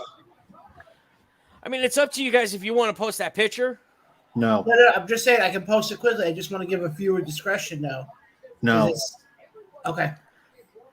I'll say this. I'm watching this, and it's like Google it yourselves. Yeah, Google it on your own. And when you know that it wasn't a work, when you know that was not supposed to happen, it makes it even worse. Correct. Like that guy is now a victim, going against not Carlito. That's right. He's a victim, not part of the show now. Yeah, but if you remember mind you, the refs are part of the matches. Okay. Well, I'm saying this wasn't part of the show. This was not. I repeat, this was not part of the match. Okay, but here's the thing, though. First of all, I think the guy who did it, I think now has been blackballed from every wrestling company. But you know who it reminds me of? Rightfully so. No, you know who it reminds me of? Oh, crap. He's still advertising appearances in Canada, though. So, because he owns his own company. Let him go up there. He's blackballed here in the States. Canadians have been known to be slow to the punch. Underground. Sexy Star. Yeah. Who also when she broke Rosemary's arm or whatever. Oh, yes. Oh, yeah, I remember that. Yes. Same. Let me backtrack on that. Not the same thing, but it's in the same level as she. You don't hear that name at all. No. I think the fact that I just brought her name up is the most relevancy she's had in. Oh my God, Randy Orton with that little mustache he's got now. Oh my God, he looks so scary, like serial killer type scary. Hey John, with Mania coming up, do they go ahead and break up RKO and build towards a match at Mania with them, or do you guys think they'll keep them together for a while longer? Because now they'll start building to Mania from like now through Rumble through all the way to Mania. The build will start tonight. So do Street Profits beat them for their titles, and that starts the slow breakup of them, breaking up, and then who goes heel? Does Riddle turn on her? Does Riddle turn on Randy, or does Randy go back to heel? No, I think if anything, that's all part of it. I think if it's anything, I think Orton turns. Because I still think Orton has one last run in him of being the top guy in the company. Mm-hmm. And the promo's right there. You can have him turn around and say, look, yes, we got to the highest of the highs, but you held me back from where I wanted to go, and that was going for the title. I mean, think about it. There's been a lot of discussion of Orton possibly winning the Rumble. But I just want to mention one more thing that was mentioned by, I think it was Nick on the thing. To the 8 new followers that we got tonight. We appreciate it. We appreciate you guys following us on the show, subscribing on YouTube, all that stuff. Also want to make another mention, and we'll get back to the conversation in 1 second. We also have another sponsor on the show. Not just the popcorn I forgot what it is now. The What's Up Popcorn. What's popping? Yeah, What's Poppin'. There you go. How can you? I mean, what the heck is your problem, man? How can you forget the name when you're trying to plug the damn the people? Why even bring them This up is if you John we're forgot the talking name? about. It's been a long day. Yeah, We it's also, John. poppin'? We're used to this. we also now have our first wrestling promotion called Full Faithful Wrestling, based out here on Long Island. Yes, Carl? We have our second. That's cool. Hold on. Let me finish the plug here. ahead. You can follow them on Twitter. As they have events coming up in 2022, you will hear from the talent right here. Mention the fact that on their last show they did have Vicky Guerrero, and they did have Cesar Bononi from the Wingmen. So you never know who they can have. But Carl, who's the second? We have out here in New Jersey, Pro Wrestling Magic. Oh, They have brought in, at their last TV show, they actually had Buddy Matthews. They also have, Wow. one of their biggest ones is AC Romero. Yeah, he got out of his Impact Yep. contract here a while back. So, wow. yeah. Okay. So, I mean, these guys are that Full really putting Faithful, on is a that good the show. one that Nikita's associated with? No. Nikita is ISPW, Okay. I believe. Because he's got a tag team. He's pitching as like the new Koloffs or something. Yeah. We actually, the funny thing is, I bring up Full Faithful Wrestling. We actually interviewed their general manager back when we had the old show. Well, also, too, with Pro Wrestling Magic, we had one of the owners on. Yes, we did. That was the older show. Yes. But Yeah. no, with I mean, this match is kicking some. what do you? Oh, Kevin's trying to figure out how many shows we were back on. back to the wrestling. Back to the wrestling, though. I disagree. I think it's going to be Riddle that will give us a surprise heel turn, because he'll be sick of basically Randy treating him like a little stepchild or something, and he'll get pissed off and he'll snap and turn on Randy, and that'll build Randy back. But it will ultimately build Riddle, because I could see Randy putting him over and making Riddle a legitimate threat to the world title. Because let's be honest, Riddle and the stoner gimmick, it's good for a fan favorite and it's good as a beginning gimmick and stuff. But if you want to be seriously considered as a world championship contender, you got to get a little bit serious. You can't just always be riding scooters around and trying to sell donuts and stuff like that to people. So However, I think that would do it. If they turn him heel, and his new gimmick is he's anti-pot. That'd be funny. Like, make him the new right to censor. Like, everybody that he thinks is smoking pot in WWE, he goes around and like tries to have a feud with them and stuff. So I'd be like, do you two like secretly work for WWE's creative team? Because that's the most bullshit thing I think I've ever heard in a while. But it sounds you like really something they are would do. out there thinking of killing off a character just to go and make him heel and make him be championship material. Well, Like that narrative that you need to be serious to be treated as a champion. That needs to just die off. I'm glad you sensed my sarcasm, because that's what they tried with Big E, and ultimately he still became the champion, not changing anything. But Riddle needs to fall back on his legit tough guy background and push that instead of pushing what he's been pushing. I'm all for fun and games, but when you're a heel, you can't be, you know what I mean? You got to be a little bit of a nutcase. Yeah, and here's the thing: that he can still be a pothead when he's a heel. Instead of I'm smoking the pot, man, because it's a real good time for me. He can go and say, "Smoking pot because you people suck out here in the crowd." I have to smoke it to be able to deal with you people. I got to smoke it to be able to deal with you. I got to smoke it to be able to go and deal with people on Twitter and Instagram. You people are dumb as shit. Yeah, Randy Orton, he's so good and makes it look so easy that it looks like he's being lazy about shit. You know it? But he's just that good. It looks like Yep. he's barely trying. And to me, he's probably, even though he's won the championship 14 times or whatever, to me, he's legitimately one of the most underrated guys in the history of wrestling because he's legitimately been one of the top 3 or 4 best at all times. Like, there's never been a period of time where he wasn't one of the top 3 or 4 best at that moment. Hold on, I just got to go through some of the comments here. Dude, Montez is crazy. When they do that spot where they dive over the corner and clear the post too, I always think, man, what's going to happen though when one of them doesn't quite clear it and they skid their midsection right over the steel of that post? Man, Montez is legit though. They're going to have to push him to the moon here within the next couple of years. Oh yeah, but Nick's not wrong here. He needs to smoke. He needs to smoke to be able to deal with all the name changes. Wait a minute. You were at one point just Seth Rollins, and now you're freaking.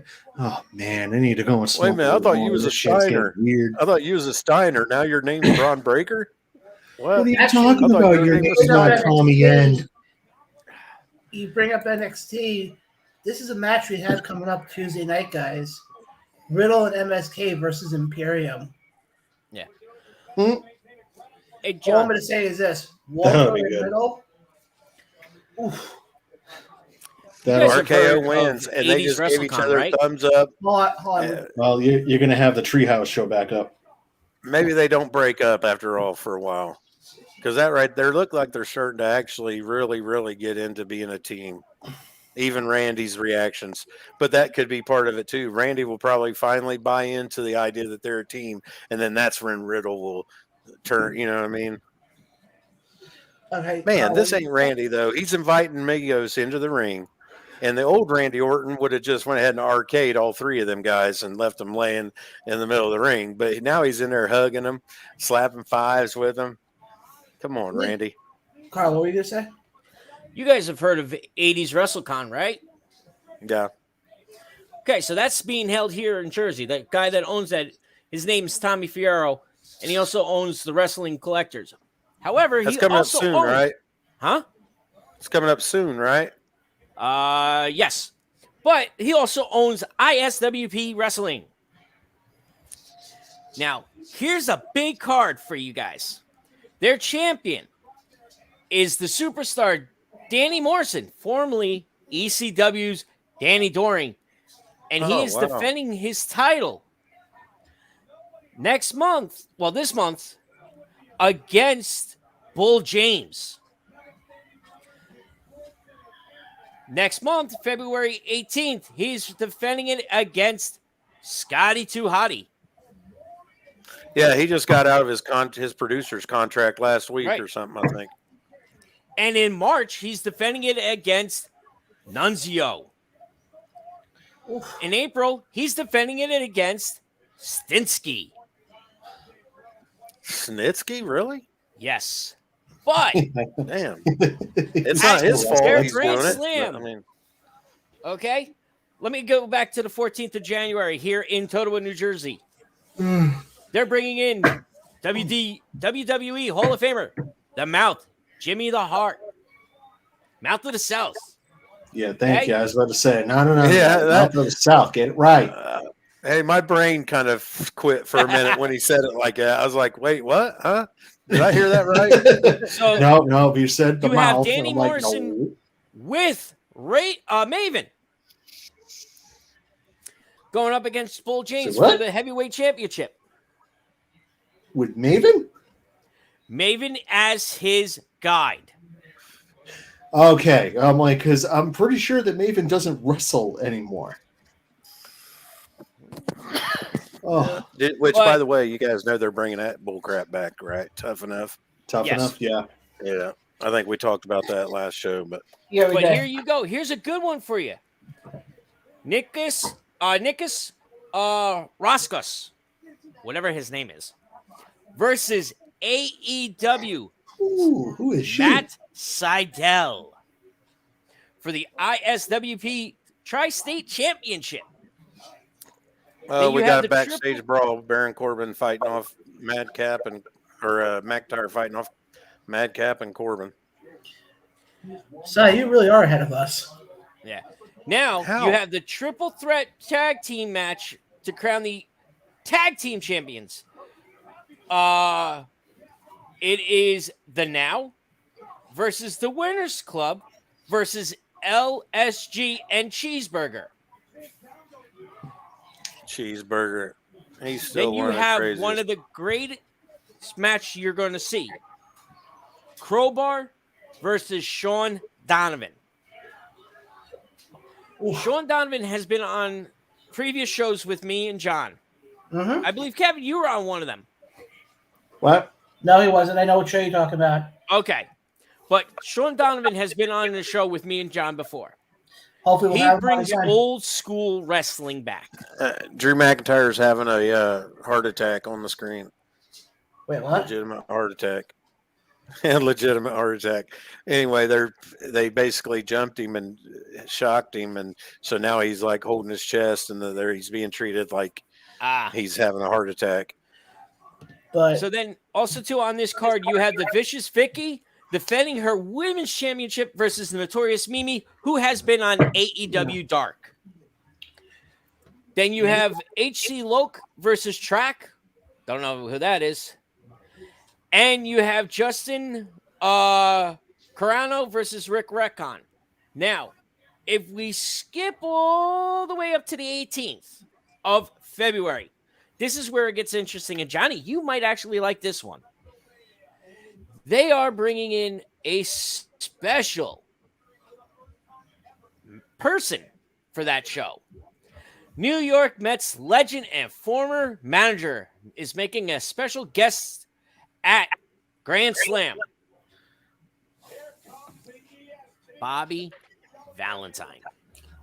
oh, He's the only one it could have been. He's the only manager, ex-manager I could think. Man, who's wouldn't Bobby be Davey Valentine Johnson. is coming in for a autograph signing. Now, the show that's for the 18th of And they're showing some February, Bianca Belair footage from being younger. And tickets went on sale man, if today. you talk about legitimacy, Bianca Belair brings legitimacy to the women's division. oh yeah, absolutely. Showing her deadlifting, showing her squatting, showing her track and field exploits. She's definitely she's kind of that NIL before they came up with it. Okay, hold on. Calvin. I think you're either high as a kite right now, or you're trying to be He's funny.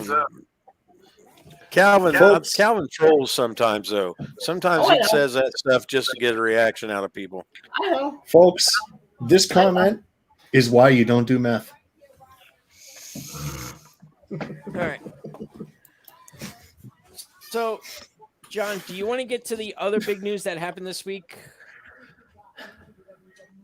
Yes, wrestling? because Involving WWE.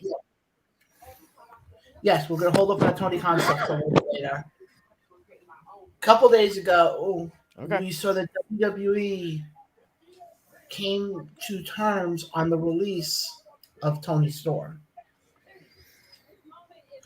And it depends on what story you hear to what exactly happened.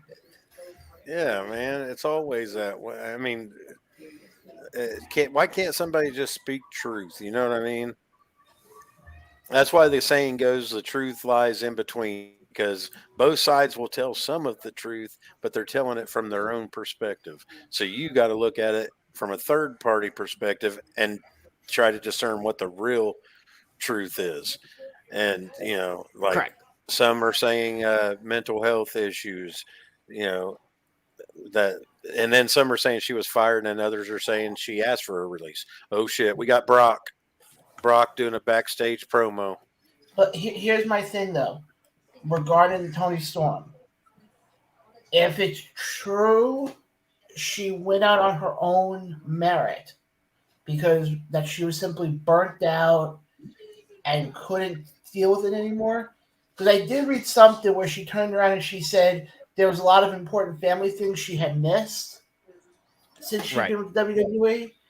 And the one thing, I mean, granted, yeah, it's not like it was, years ago.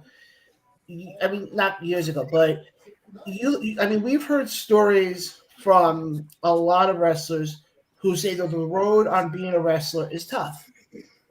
You're on the road 300 days a year.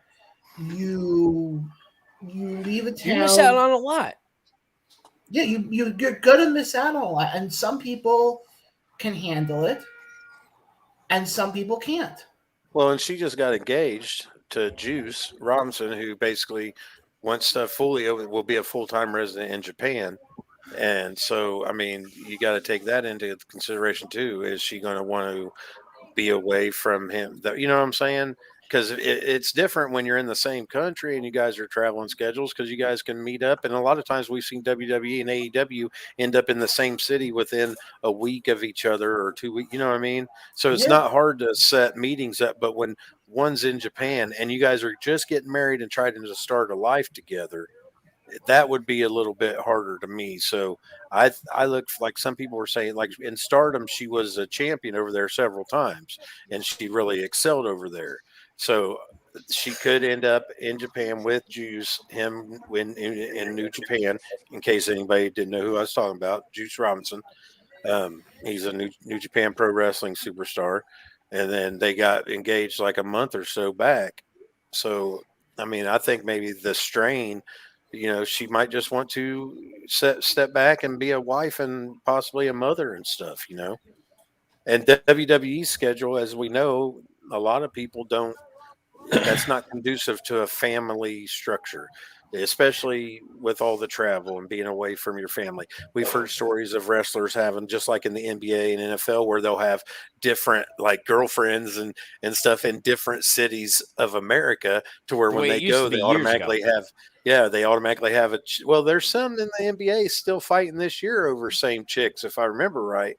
Like, especially like Kevin Durant and James Harden, and like somebody, I know James Harden was one of them they was fighting about a chick they were both seeing, which is kind of crazy. But that type of touring schedule is not conducive. Ric Flair, most of his kids say they barely know him. You know what I mean? Yep. And all these other wrestlers who's like Flying Brian's son the other night, literally saying he never knew his dad, and his dad was in. You know what I mean? Which, I mean, that's a different reason, but ultimately the wrestling business played a part in that. And there's nobody that will change my mind on that. The wrestling business drove Brian Pillman freaking batshit crazy and took its toll on his body. Oh yeah. Yeah. I mean, and going back to the brain injuries and stuff, look at all these guys that maybe like in the NFL and other contact sports and stuff, where people will do crazy, like one of the former Pittsburgh Steelers guys a few years before, like 2 years before Benoit, he had his daughter, he had a shotgun and his daughter like sitting in a house, and he was just talking to her, but he had that shotgun on his lap the whole time. And then when she walked out the door, he shot himself because cops were outside, had him surrounded because she had called. It's Junior Seau and his bizarre behavior, Now that you're getting into that CTE talk, I recommend the movie Concussion with Will Smith as the doctor that found it. I'm sorry. 95% of the injuries from the NFL are to the brain. No matter what you say, how much protection you put in that damn helmet. That's where your biggest problem is. And your neck is attached. The stem is, they're all attached. So when you get hit and you're whiplashing all the time, you start playing football at a young age. So all that injury up until you're an adult starts when you're young. They're trying to pass legislature where it's banning contact football until a certain age. Like, I know they're trying to come up with legislation in a lot of states for that to kind of mitigate. But Chris Nowitzki was a former professional wrestler, and he was one of the ones that was on that early CTE team where they were, trying to basically get it recognized and the seriousness of it and stuff. But I bring that up because of the guy that died here, that Marcus Crane, and the injury he had. It was to his brain, but what it was his brain was slowly leaking the fluids and stuff. And injuries like that where it's a slow, painful, before would have never even been caught. They would, but now with that technology that the CTE narrative has pushed forward and stuff, you're able to realize why certain injuries are happening. And it's not because of chair shots, it's because of impact. And impact can take place if you're, just colliding into each other. Correct. Well, all right. So, unfortunately, I'm going to bring his name up. I mean, it's a forbidden name, but Chris Benoit. How many times when he came off the ropes and hit you, first thing you saw him hit right here in the front? Okay? That right there. They did go and say that his brain was that of like a late-stage Alzheimer's patient in his autopsy. Yeah, like an 80-some-year-old Alzheimer's patient. Yep. Yeah. Yep. Oh, this match! Once I saw this match come onto the card, I'm like, oh, okay, this will be a good one. Yeah, this should be pretty good. The Miz and Edge. I didn't realize that Maurice and Miz were doing their renewing vows and all that. I love that. You didn't want this to be a white wedding, did you? And then the bird music plays. How lame is it though that they won't let it at least be red? You know what I mean? It's got to be like really black or purple. It wasn't really red back in the late 90s. Yeah, but it was like a dark crimson-y color. You've simulated blood. This ain't what didn't simulate blood. It just simulated someone getting paintballed or something. Well, I'm going to go with Edge on this one. Fairly good simulation of blood. But real quick, I would know. John, before you guys get into that, a good friend of ours, of John and myself, Hall of Famer Mark Henry, he even said once he passes away, he's donating his brain to the science to study the CTE. Yeah, a lot of your athletes are doing that now. Oh yeah, people looked at that because Benoit the problem situation. is they're not being diagnosed early. It's when you pass away. It's once you pass away. And see, that's the thing about Benoit. People bring up what he did and stuff, and yes, it was horrific, and there's no justification for it. But there can be an excuse for it. There can be a reason that it happened, because somebody doesn't go from,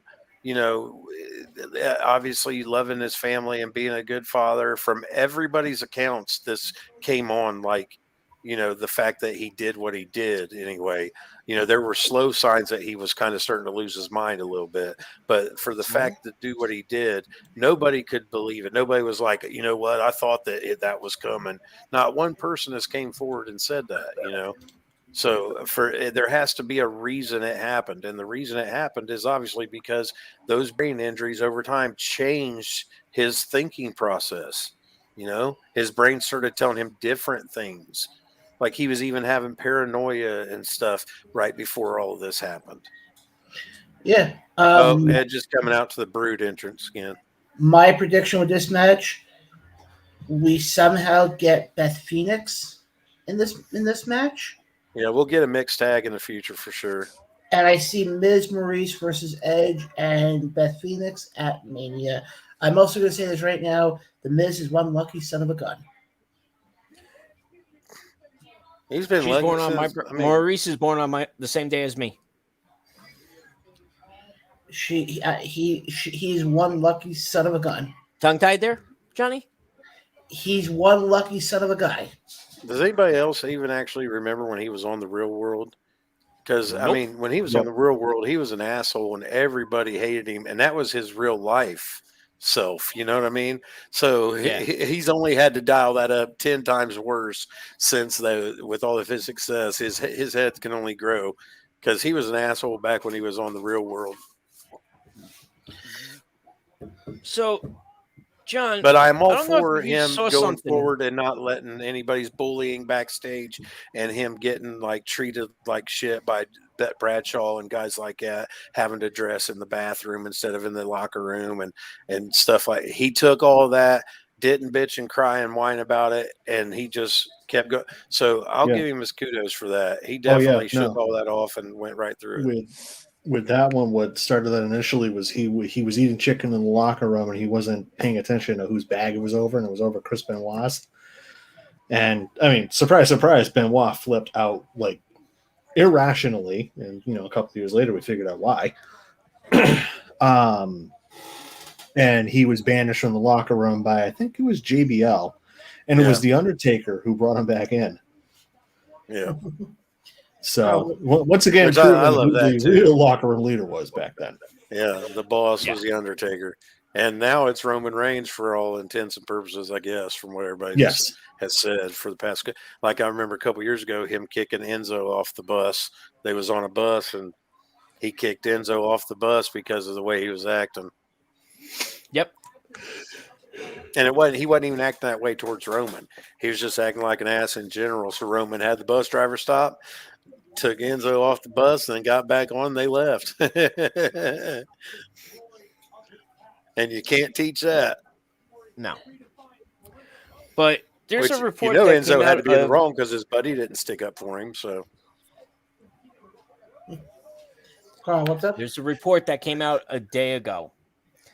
Mr. Tony Khan says initial AEW world title plans for 2022 went out the window. So Hangman's Page world title reign, the initial plans were thrown out the window. Following Full Gear in November, Khan stated that he planned for Jericho, Moxley, Omega, and Page to be the first four AEW World Champions when the promotion was starting. Okay? It seems that the influx of top names into AEW has made the future plans for the title uncertain. Speaking with CBS Sports, Khan named Daniel Bryanson, CM Punk, Adam Cole, Malachi Black, and Andre among names he was proud to acquire in 21. that changes everything. Exactly. Because those guys are title worthy, and they've been planning out these long title reigns instead of like WWE. And for a long time, they played hot potato with all their championships and stuff. So AEW didn't want to do that. But now you got all this top talent. You got to start shortening some of these title reigns to pass it around to more people. You can't just, have Andrade's like one I'm thinking of now. Like, man, he started out and they treated him like a big deal and everything. And he's been having great matches, but it's cooled off. Like, I haven't even seen him on TV the past couple of weeks. Not even on TV at all. I'm sorry, who was that? Andrade. Right. I haven't seen him on TV at all in the past couple of weeks at all. Now, here's something interesting. Tony Khan said that this is a great title picture and a lot of great wrestlers in AEW who he thinks could be great champions like Pac, MJF, Jungle Boy. Oh, Jungle Boy's definitely a future champ. So is MJF. There's no Sammy doubt about Guevara and Darby Allin. I could see them all going. The one I could see getting the push the most is Jungle Boy. He's more over than any other superstar that's out there right now. I've been pushing Jungle Boy for a while, but I've been pushing I keep saying it, but I've been pushing a heel turn. He's pretty boy. He's pretty boy Hollywood. He's got the cute girl and a J. He's great in the ring. He's like a young Shawn Michaels as far as, he's pretty boy baby face, as they call white meat baby face. But man, a shocking heel turn and him go completely to the other side of the spectrum could jumpstart his singles career, and like him stab Luchasaurus in the back and turn heel. I still say give him another year. He's now they're starting to increase what they say when they introduce him every week. His weight has been going up. I've been noticing that.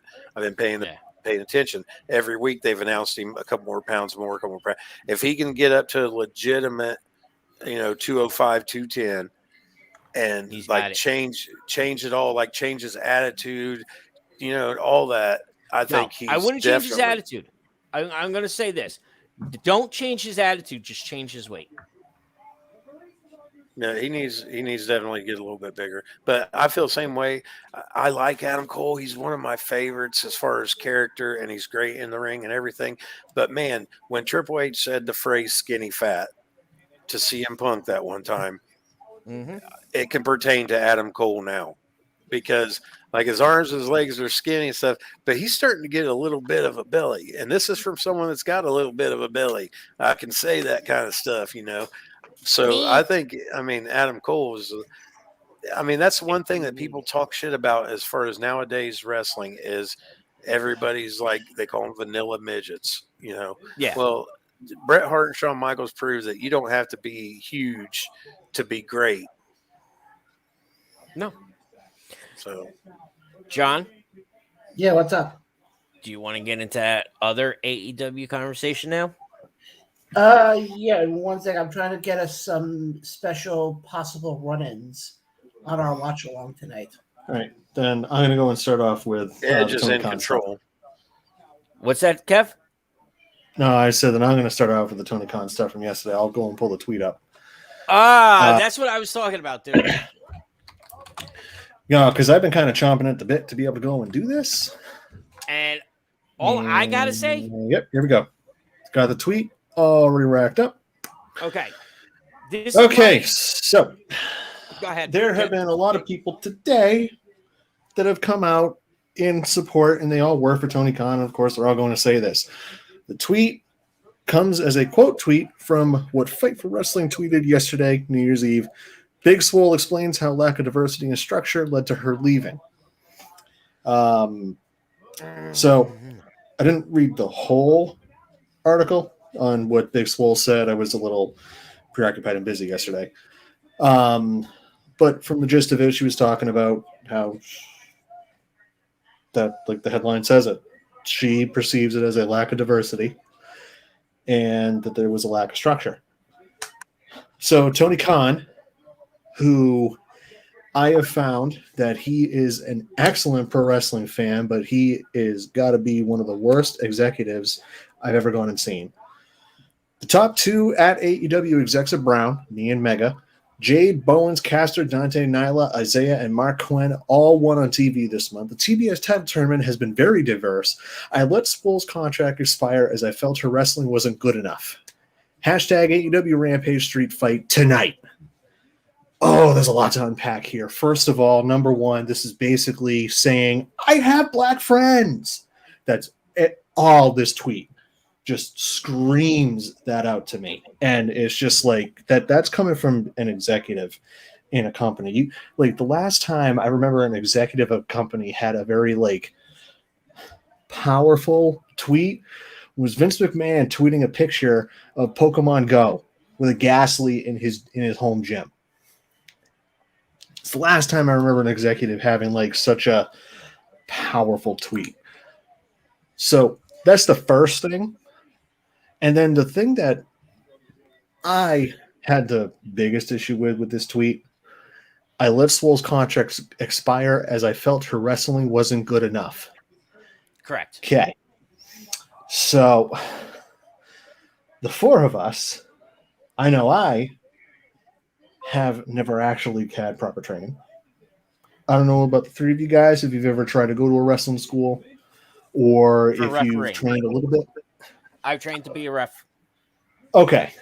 So I, for one, cannot be a proper judge. As a fan, I can go and say, from what I've seen in great wrestling, this doesn't look like great wrestling. But that's from a fan's point of view, not an insider or former pro wrestler's point of view. Right. So Tony Khan, who's never wrestled in his life, is a massive wrestling fan, saying this is massively bad to me. And I mean, he got ratioed to hell on this. There are so many people within the last couple of days who have come out against him. that have given him his shit, and he said nothing. Hasn't apologized. There's Hasn't. people sticking up for him too. Oh no, there's people sticking up for him. Of course, But you here's have the thing, the cult like. Okay? I'll go AEW last fans that are because showing I'll up. go last. But the cult like was, the cult like AEW fans, of course, like everything that AEW does is like Jesus Christ turning water to wine and walking on water.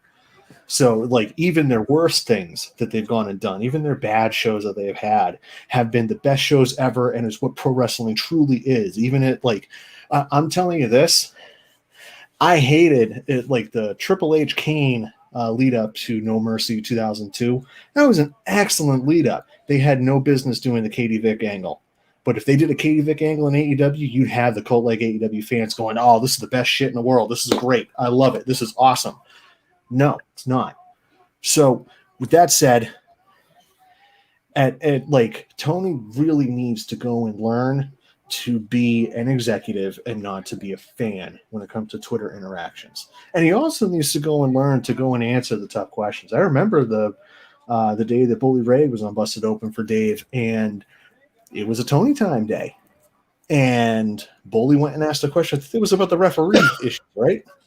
Mm-hmm. If I remember correctly. Yep. He went and asked about the referee stuff. And Tony so the show tonight, we could talk later about it, but the show tonight, he just kept like going around the bush, Putting it off all around, trying to put it off, like, no, I don't need to answer. I'm just here to promote.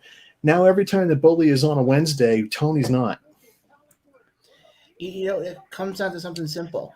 It's simply to the fact that Tony, it's almost like, well, we know that there's mistakes. We just don't want to admit it because you don't want to upset our fan base.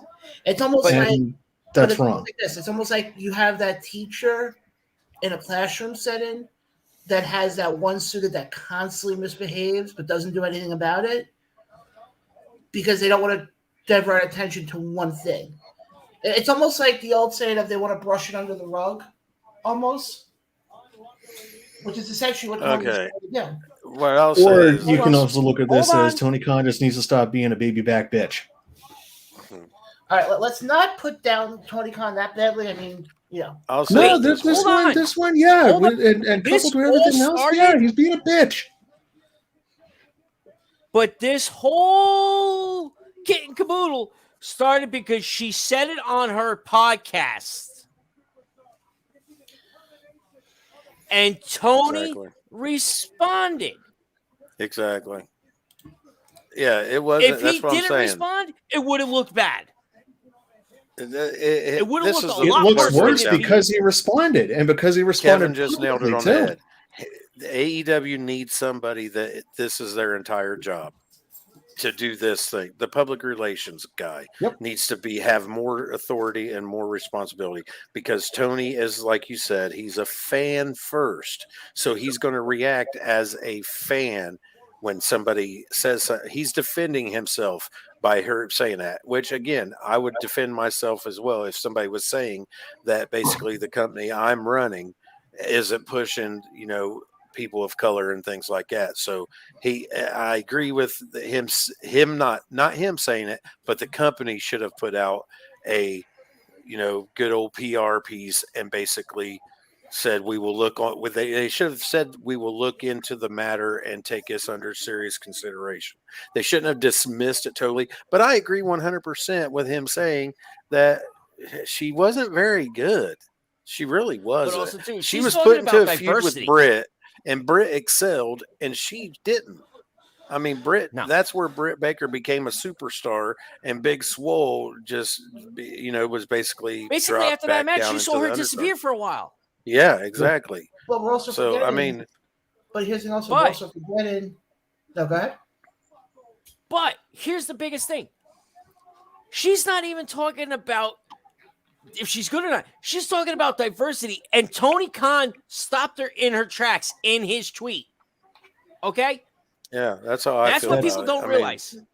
That's still a part of, like, again, that's the whole I have black friends too. I don't know, And 'cause I'm not I even feel talking like about you the this executive whole part. thing, like I'm not talking about AEW the is executive part definitely where very. he put it. That was No, stupid. no, I'm talking about the Jade Bowens, Caster Dante part. Yeah, they Yes. all are. It's a very diverse roster. Well, how else But are you I'm going to sorry, show it's that the you're same thing not, I that you believe are when people diverse go and try to unless you tell speak you about it? I'm not racist. I don't have a racist bone in my body. They're trying to ward you off the scent, the fact that they are the most virulent racist out there. But here's I the don't thing, see it Kev, that way. okay? I see it this way. He's listing all the ways that she is wrong by pointing Right. out all these people that are excelling in that system where she didn't. He's I'm gonna pointing give out you the the fact biggest that maybe example. it's something that's a personal issue and not an issue with diversity, because look at all these other people that are getting pushed. You know what I mean? I mean, let's be honest. Brandy Rhodes is on our screen every freaking week, and she's in an executive role as well. So there's one right there. Scorpio Sky is in a big, in a feud with her husband, a big feud.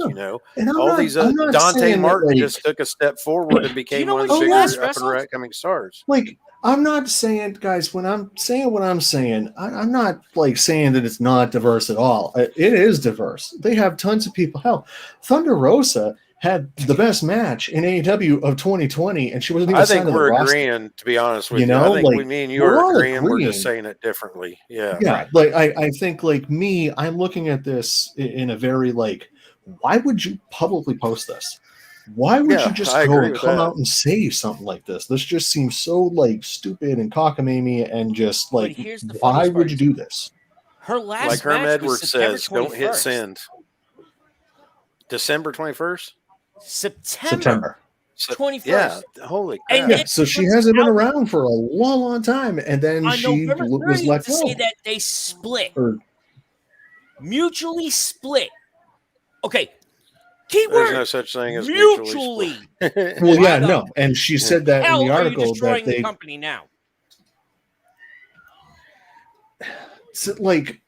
If you post that you're mutually split, There have been people come out in her defense. So there even is, I guess, an AEW exec that actually came out on Twitter and put Tony Khan on blast. He said, I gave you a flash drive with basically a PowerPoint presentation. No wonder Tony Khan didn't look at it. But anyway, with all these things, these ways, and he even said, and I put it numerically of how you could make this more embracing of our community and things like that. So there are people out there that are on both sides of the fence, which is, I mean, yeah, I don't know. It's hard to tell, to be honest. But look, from an outsider looking in, they're diverse. I mean, like when people on Twitter are talking about the way the women are treated and stuff, and I'm like, what are you talking about, man? They're featured on, there's at least 3 spots on every show where it's involving the women. So, I mean, if you want a woman show, go watch an all women's organization. Or if you want I'm going to only give a plug for that people of one. color, start a people of color organization where everybody's a people of color. You know what I mean? There has to be a way to Besides, get what you just everybody said, involved a and women's make everybody, promotion? you know. I'm going to give Yeah. a cheap plug here. Mission Pro Wrestling, owned Yeah, I know. and run by Thunder Rosa. It's And it's all good. women. And it's Okay. good. They're good quality. I mean, you could tell that Those women need to be teaching signed. good down there. Yeah. That's what I say too. Every woman that's being released, no matter where she's come from, would be good for AEW to pick up, because the top AEW guys are good, or girls are good, but the bottom and mid AEW girls are kind of lacking. So there needs to be more depth in But- that division. So getting back to this whole Swole and Tony Khan thing, she tweeted out 6 hours ago, lesson learned. Yeah, she's She always been came out combative. and I said mean, the lesson learned on her part. So who's the winner and who's the loser in this one? The internet is the loser. I'll tell you what, Tony Khan, he shouldn't have said that about her wrestling, to be honest. Well, That's where the that's wrestling fan of him, he should have separated himself there, because he shouldn't have said that. I mean, that was hitting below the belt, and that's that's a personal preference anyway, to be honest with you. Some people gravitate towards people that I think suck, to be honest with you. For me, I don't, like I said, I take it back to that Britt feud where Britt wasn't a star yet either. Britt became a star and she disappeared. Oh shit! Here comes Beth. She's coming out to attack Maurice. Oh, and Beth's dressed to kill too. She's got her head like shaved on the sides and got it up in a mohawk. Yeah, she's channeling her that she looks like I forget Viking warrior. Or like Horizon Zero Dawn. Yeah. Oh, I forget. Oh, that's gonna bug me. Edge is setting up for the spear. And boom, Edge spear. It's over. Yep. There'll be a mixed tag either at Royal Rumble or, like you said, at Mania. But I don't know. Don't keep the feud going on maybe past Royal Rumble. By the way, I just want to say something. Who called that before the match that Beth was going to appear? Kevin. Yeah. And me. You don't count. Kevin. It was I all thought that John. they was going to set it shit. up to where tonight would have been a mixed tag the whole time, but they didn't go that route.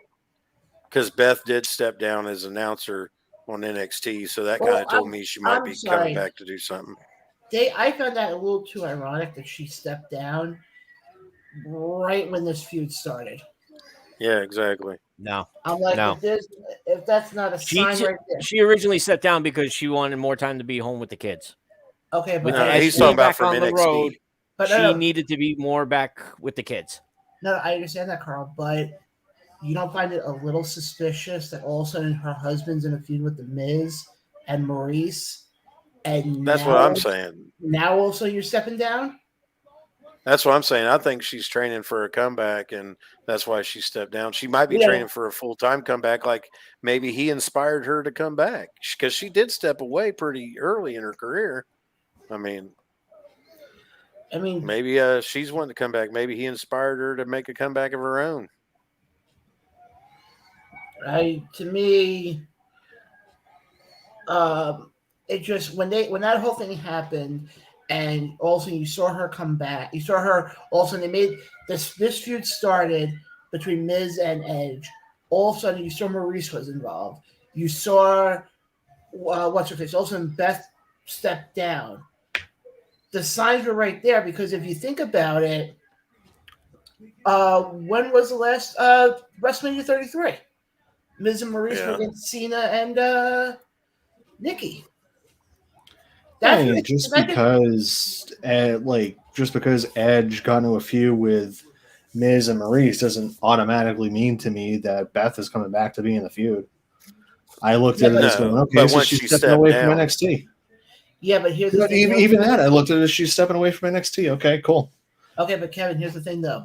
They can easily, because of the fact Miz and Maurice have the quote-unquote the mainstream attention because of Miz and Maurice.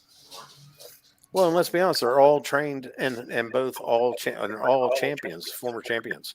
It falls right into place that there could be a good mixed tag match between the two couples.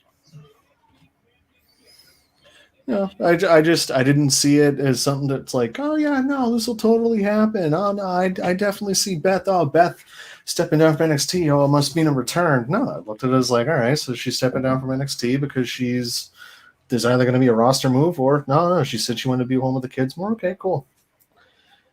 I wasn't, sitting here going, oh, that it must mean something else. It must mean something more. I don't think like that all the time. I think that there'll be a mixed tag match between the four, and then she'll be in the Rumble, probably the Women's Rumble as well. So I figure she stepped away to train to come back and do something. I just think to me, you can easily. But here's the thing though, you can also do something where they don't have the mixed tag match at the Rumble. And have something at Mania where you can easily have whatchamacallit. You can easily have Maurice in the Rumble. Or you can even have Beth in the Rumble. How about this? This is me kind of, Monday morning quarterback in this whole thing. Have Maurice in the Rumble. have Beth in the Rumble. She's a surprise return. All of a sudden, we see Maurice comes in, takes Beth out, screws her out of getting, winning the Rumble. Then Beth turns around and goes, you know what? I've had this urge to come back into the ring. I'll see. And then she looks at Maurice and goes, bring your husband. I'll bring mine. We'll see you in Dallas. Because then if you think about it, and I said it before and I'll keep saying it, you're going back to that, we're connecting to that mainstream attention. And the fact that also you got to understand something. WrestleMania this year is 2 nights in Dallas. WWE has the potential to make this have the largest crowd in WrestleMania history with 200,000 plus. But you're asking to fill that stadium 2 nights in a row with the current product that you're putting out for everybody. You know what I mean? Yeah, but that's already an insurmountable task. But here's the thing, and I get that, but I think the fact that it's WrestleMania, you're still going to sell it out. The name alone is what's going to sell people on it. They give away a lot of tickets too. So selling out and it being stadium packed is 2 different things. They've been papering stadiums even here recently where fans have been going in and showing where like half of the arena is blocked off and not even used. And the camera doesn't pan to that section and only stays in the section where they've herded all the fans into, And then you've got documentaries on YouTube and stuff where, not documentaries, but backstage like blogs and stuff where people are getting told by WWF personnel how they are to be seated and where they're going to be seated at. And if somebody comes and says that that's their seat, then you say, oh no. And they teach them what to say. If somebody comes to that seat saying it's theirs, okay, if they say that, you'll get up and you'll move over to this section seat, blah, blah, blah. So there's seat fillers, professional seat fillers everywhere WWE goes now, which is batshit crazy when you think about the fact that they're trying to sell out Dallas, the stadium down there 2 nights in a row for WrestleMania. What's up? Can we go back to the whole situation with Big Swole and Tony Khan for a second? Yeah. Leo Rush put out a tweet earlier, okay? And let me read it to you. I actually took a screenshot of it and saved it to my phone. Big surprise, Leo Rush has an opinion.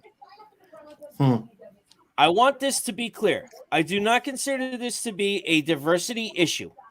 And I at no point have thought or said that AEW or Tony Khan is racist. We can all clearly see that wrestling is as a whole, and the AEW roster is perpetually diverse. Okay? The issue at hand was a racial insensitivity issue. Having spoken to Tony and Meg, we have discussed their endeavors to further understand the struggles of the Black community. I am grateful to be able to understand more about Tony and Meg's own ethnic backgrounds and glad that they are actively seeking input from the African American perspectives. Yeah, see, that's why I was. Hold on. He just said something stupid. Yep. I am proud to work for a boss and company that tries to make these strides in social equality. I look forward to working with Tony to keep making steps forward, towards positive changes. I pray that 2022 is a year of positive changes in all aspects. That says a lot right there. That tells me Leo Rush has grown up. I mean, the way he put that and the way he's dealing with it, he's grown up a lot in the past couple of years, because before he wouldn't have approached the situation like that at all. But it also shows something else. Like somebody, I think it was John earlier, said that when AEW makes a mistake, they try to push it under the rug or not acknowledge it. I actually can think of almost every incident, where they have acknowledged the mistake or the botch or the whatever, and have moved forward and not made that same mistake a second time. That's what I'll say. They might make a mistake, but they don't make the same mistake over and over and over and over again. Correct. Liv Morgan's match is getting ready to come up, and they just showed that package with her as a kid with all the wrestling and all that. And that's what I mean, man. That's why I push for her and people like, Seth Rollins, even though, I love his character. He's an ass, but it's funny as hell. But people like that. That's why even though people would hate on Cena and stuff, even though, yes, he did leave wrestling and become an actor and stuff, but he wanted to be a wrestler from the time he was a kid. That's all he ever wanted. And he achieved that goal. And let him go have some of the fringe benefits that come from that success and the career he had. Make that Hollywood money. Get your name out there. Do what, you know what I mean? Don't hate on stuff like that. He gave how many people's footsteps? Yeah, he gave us everything he had for all those years. Let him have what, you know what I mean? Like it's people yes, Batista Piper. Was great. He made one of the greatest cult movies there ever is. Roddy Piper made one of the greatest cult movies there ever is. They Live. Yeah, They Live. All right. He did Some that would consider before Hell The Comes to Rock was Frogtown even into wrestling. What was that? I said some would consider Hell Comes to Frogtown a cult classic too. But I like watching all them old movies on streaming now and seeing if I still like them the same as I did when I was young. Like I just watched, what was it? Time Bandits, Monty Python's Time Bandits. And I thought it was better now as an adult than I did when I was a kid. I thought it was hilarious. Well, that's like, I still like watching the old 1980s movie, The Wraith, with Charlie Sheen in it. Charlie Sheen, yeah. All right? That was one of my favorites when I was a kid. I could sit there and watch that movie all day long. Because that's, no offense, but that's when Charlie Sheen was a good actor. Yeah. I will still and nobody realizes, down but the all guy the years that later did and watch all Papillon. Lines, huh? Watch what? Papillon. Oh, It's an old Greek prison or movie Roman. way back. But I don't think I've ever heard of that one. There's one person that's been in almost every movie Ron Howard has ever done. What movie? Who is that? His brother? Yep. His brother Clint. Yeah. He's been His on brother all was kinds of other in movies too. He's the only one that wasn't killed from Packers group. Huh.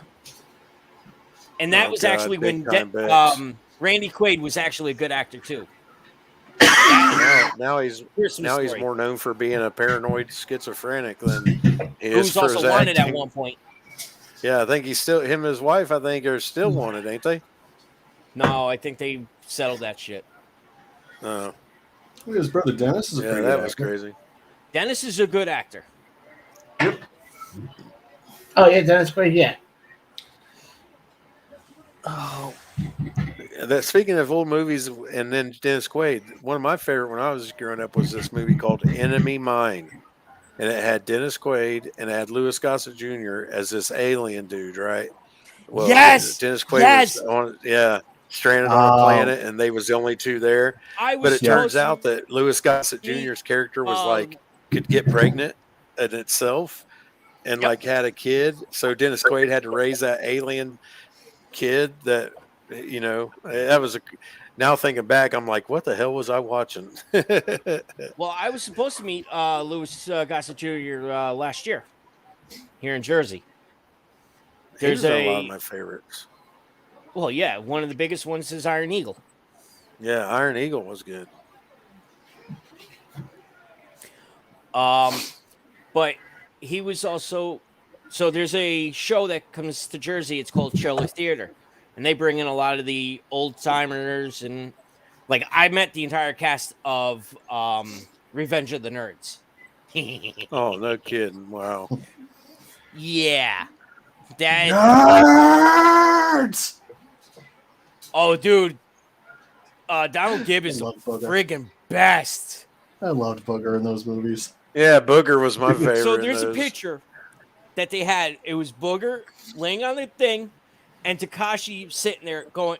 This is at the point in the movie where he goes, "Why did they call you Booger?" I actually have them sign it that way. And he just starts going, yeah, that was awesome. So I got that, and then Betty, Julie Montgomery, she signed it. And she goes, "How old were you when you first looked at this?" I was like, "Well, let's put it this way. I'm 40. Oh, I was 41." And she goes, "You were too young to watch this." I was like, "No, I wasn't." She goes, "How many times have you seen this?" I was like, "Too many to count." Oh, dude, All really, right, John? why did he put that in private chat? Is it because John has never seen Revenge of the Nerds? Look at him. He's embarrassed. Screw private chat. John has never seen Revenge of the Nerds. Everybody rag on John now. Oh, my God. John, how the heck can you be a man? Hey, he knew he was in trouble. That's why he put it in private chat. Dude. That one, John, should have been left in the thought bubble. Yeah. Nope. That stays in the private chat. Not private John, anymore. either you watch it this week or you're done. We're taking your man card. Another big topic I seen this week was, and it's apropos now that this match is on, where they were somebody was talking about and tried to say AEW's women's division was better than the WWE's women's division, and people were jumping all over. And it was a wrestler that said it, but they were jumping all over him. And I can't remember who it was, but they're wrong. But it's not like they're so wrong that they need to be ridiculed for it. You know what I mean? The top of WWE's is better than anything anybody's got in AEW. There's not one person in AEW that is better than either of the 4 horsewomen, at this point in their career, or even say Bianca and, a couple others. Now, Britt's knocking on the door. If she could get a little bit more ring sharpness, I'm saying timing wise, you know what I mean? Like the time, but a lot of that goes with your partner too. And that's why I'm saying, like, Ty Conti has improved so much since she left WWE. Dude, that she's right. She's match, knocking on the door. Oh. Yeah, that street fight last night was great. They put on a great match last night on that street fight. All 4 of them women deserve their kudos. It was as good, if not better, than the Britt and Rosa match, really, to be honest with you. It was up there. But all them women in AEW, not one of them is as good as any of the 4 horsewomen or Bianca probably. But after that, they're just as good as anybody in WWE, if not better. But the top of the WWE women's division, it's not even close. I mean, AEW's top is not even close to that. That's why I say all these women that are getting let go of from WWE, AEW needs to pick them up, because iron sharpens iron, and Britt's not going, and Jade and them are not going to get better unless they're in there with people that are as good or better than they are. And that's just how there is to it. So Toni Storm, Ember Moon, all these people, you see Mercedes Martinez debut the other night. All these women that sign all them women up. Now the men, start getting a little more discerning with who you're signing, but all them women need to be signed, because everyone in that women's division needs matches against other women that are good. Yes. So a few weeks ago you had Jamie Hayter and Riho.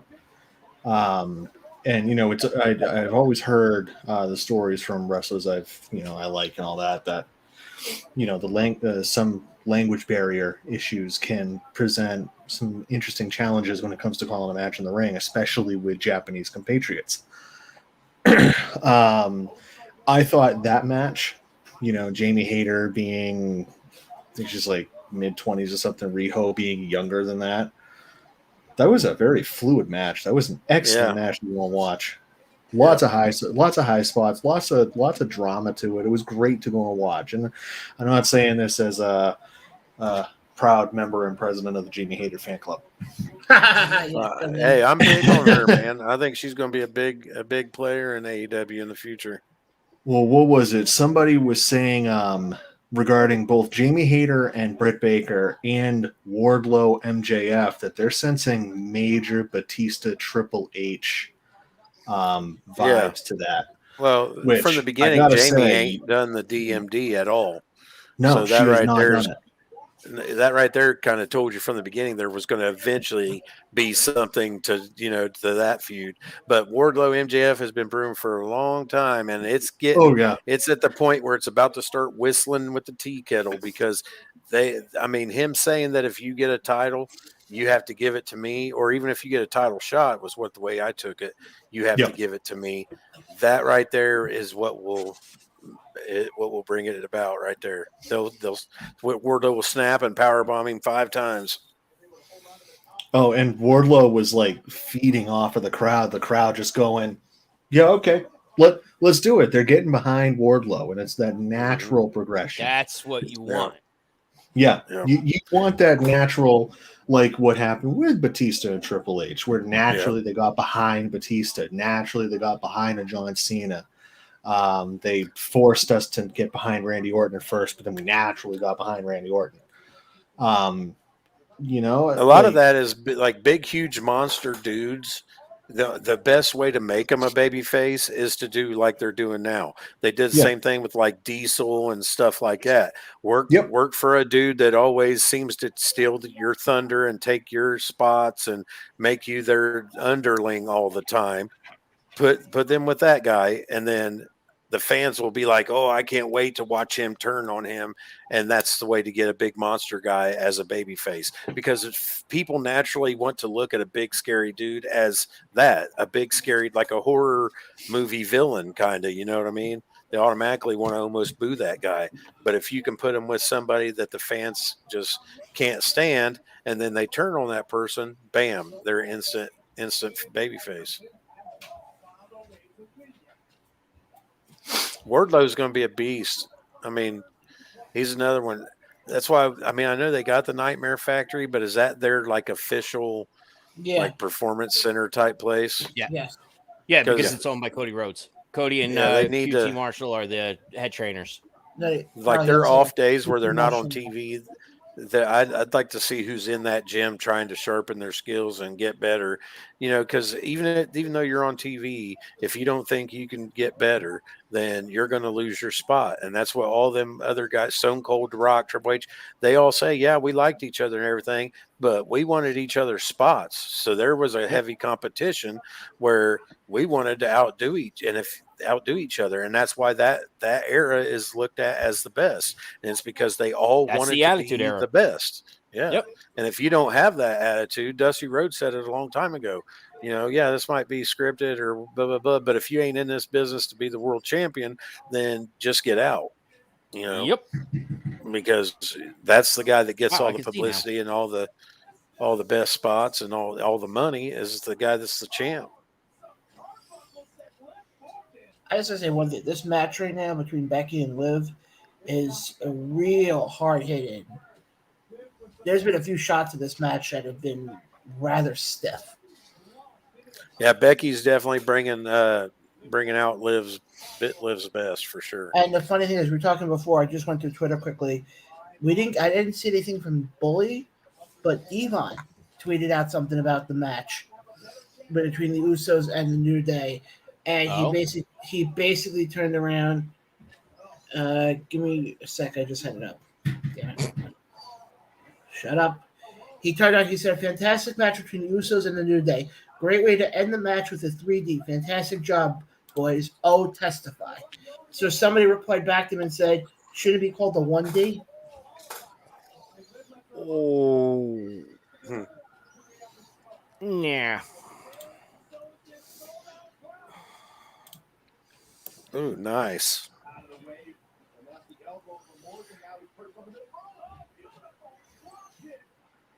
Absolutely a beautiful drop kick. Yeah. From who? I was waiting for you to get to it. Yeah. She did it off the middle rope, but it was high impact.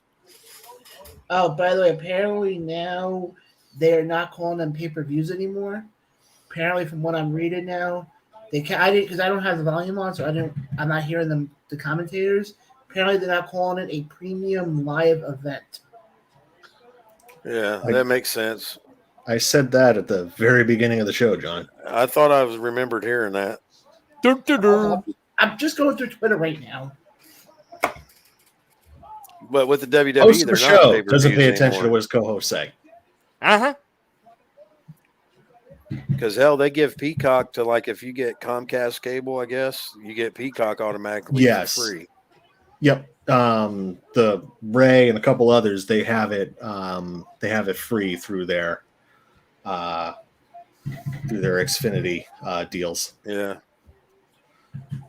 And by the way, I don't even Nobody offers that not a shit to good Spectrum count. because they know how bad Spectrum sucks. All right. I've just noticed I just noticed the ref. Yeah. And she's slow. Like, she did an early 90s Earl Hebner free count, the whole 1, Yeah. 1, 2. 2. And I'm it like, stopped. I don't know. No, not that it stopped. It was a very slow 3 count compared to what we're used to at this day and age. And you remember And I don't Vince's know rule if it is was- if they don't kick out to count 3 anyway. Yeah. That's Vince's Ooh, rule. Costa's behind again. And by the way, you know who Costa's way behind. Or maybe like he's not behind, but he's now finally like typing that out. Like, Typing oh it yeah, out. I should say that. He could be a slow typer like me, and you guys know who the ref is dating in real life now, right? Leon Ruff, right? Yep. Who's the Oh, ref, Jess? Is No, that the Jessica? No, she ref last match. This is crap. What's her face? has I- she been Aisha doing or this something slow like count that? the entire match? Yeah, I think that's just her count, man. Hmm. Then you got like Gus Charles is Robinson. like, no, I am and he's really naturally- behind. That old Charles Robinson, he's like real fast. Every ref has a different count. But you're right, because Hebner did have that slow count. Yes. Oh, hold on. If we want to talk about people being really behind, Carl, we can go to a story you did. Shut up, John. Is this one I know about? No. Go ahead, John. Ooh, do Hey, tell. hey, everybody's taking shots at each other tonight. So, in a previous lifetime, we did a watch along for Backlash, and Oh, Carl, for some reason, didn't realize what year it was. I clicked on the year before. So I'm we're like- all close. And it was like the first match. I think it was through the first match, so it really wasn't that It just bad. came And back I'm like, on. where are you guys at? They're like, this year. What happened Sorry, was guys, I at lost the time, that for a minute. you You're were good. fine, dude. But it didn't click on for the network to have it where I was able to click on that current year's SummerSlam. Oh No, it's shit! Backlash. So you was watching Backlash. a totally different. I was watching the year before. So they were busting my chops about that. And I was like, guys, listen, it happens.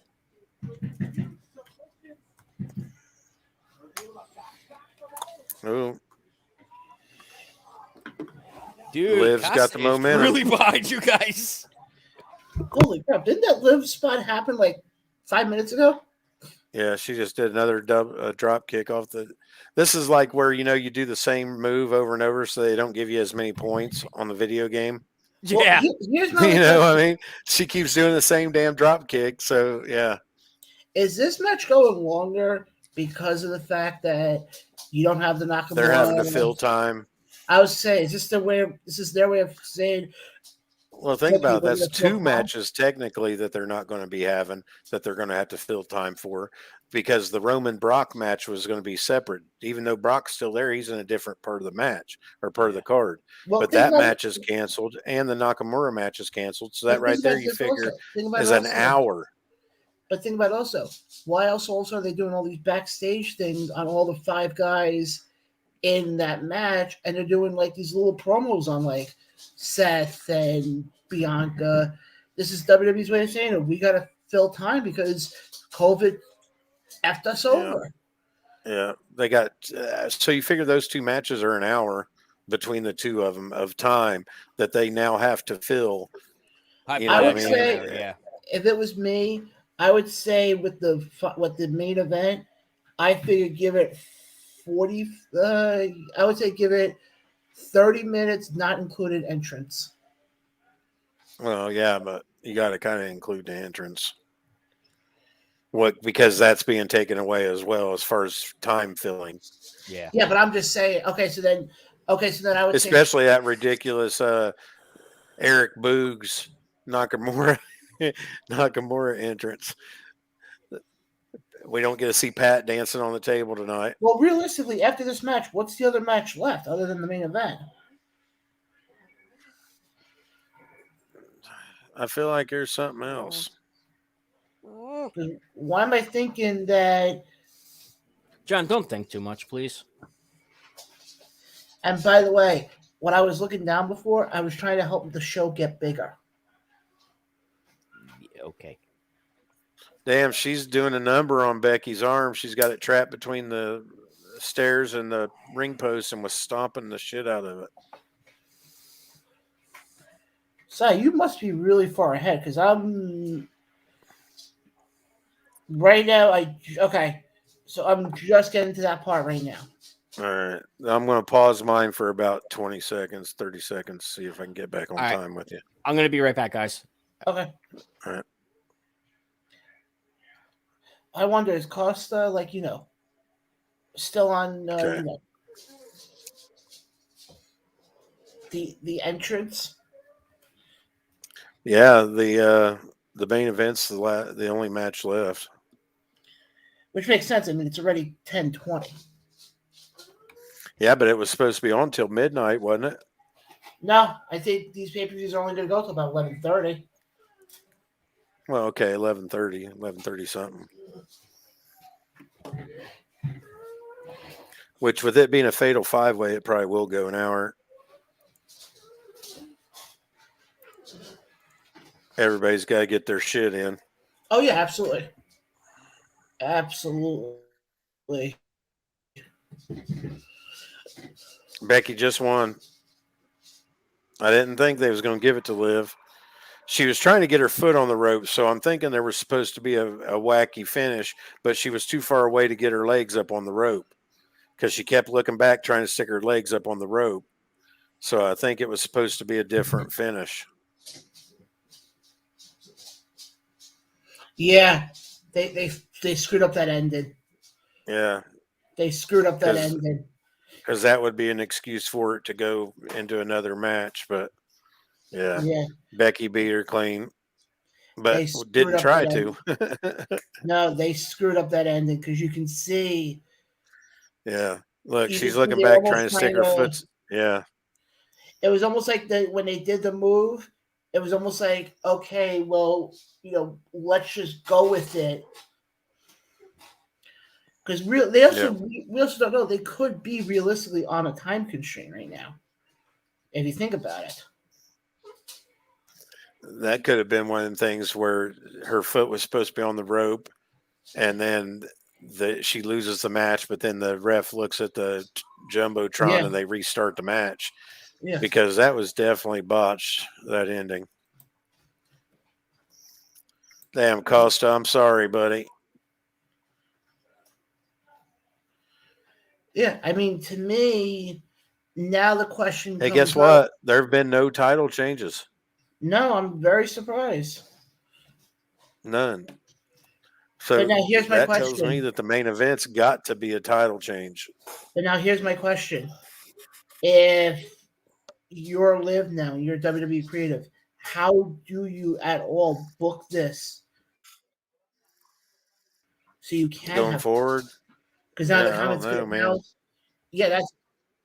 that's because that's gonna be the only thing though, is you can have Liv turn around and go, oh, I want another shot, and Becky can turn around and go, well, why do you deserve one? You couldn't beat me clean at day one, unless this is where she turns around, unless the stipulation becomes in. I'm just thinking now, Liv turns around and goes, you know what? I'll prove it to you. I'll win the Rumble, and I'll see you in Dallas. Yeah, that's the only reason. That's the only way Liv gets another shot. That's the because only. she got beat clean again. Or So. but how about this be the stipulation for Liv? She goes into the Rumble. Her only way to get another title shot is to win the Rumble, and if she doesn't win the Rumble, she can never get another title shot again.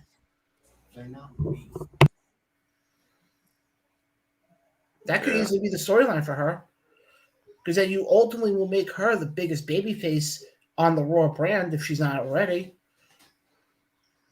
Yeah. You know, past couple of weeks, I've been thinking Seth was going to be the one that wins tonight. But man, I almost think Owens might win it. Oh, I had that. I thought that as soon as they announced Owens re-signed with the company, I turned around and said, okay, he has to be winning at day one. They're not going to have him do all the teases he's been doing and ultimately be like, okay, well, you're going to eat the pin. Except the only thing now is, now that Brock's in it, does that have any sort of bearing on it? Who knows? Because remember, Brock is a free agent that is supposedly able to appear on Raw and SmackDown both. So he could win the Raw title and still appear on SmackDown talking shit about Roman Reigns and challenge him at WrestleMania still. So I don't know. We haven't talked about it, but you know the big New Japan Wrestle Kingdom's coming up. Yes, somebody listed out all the shows that you have coming up.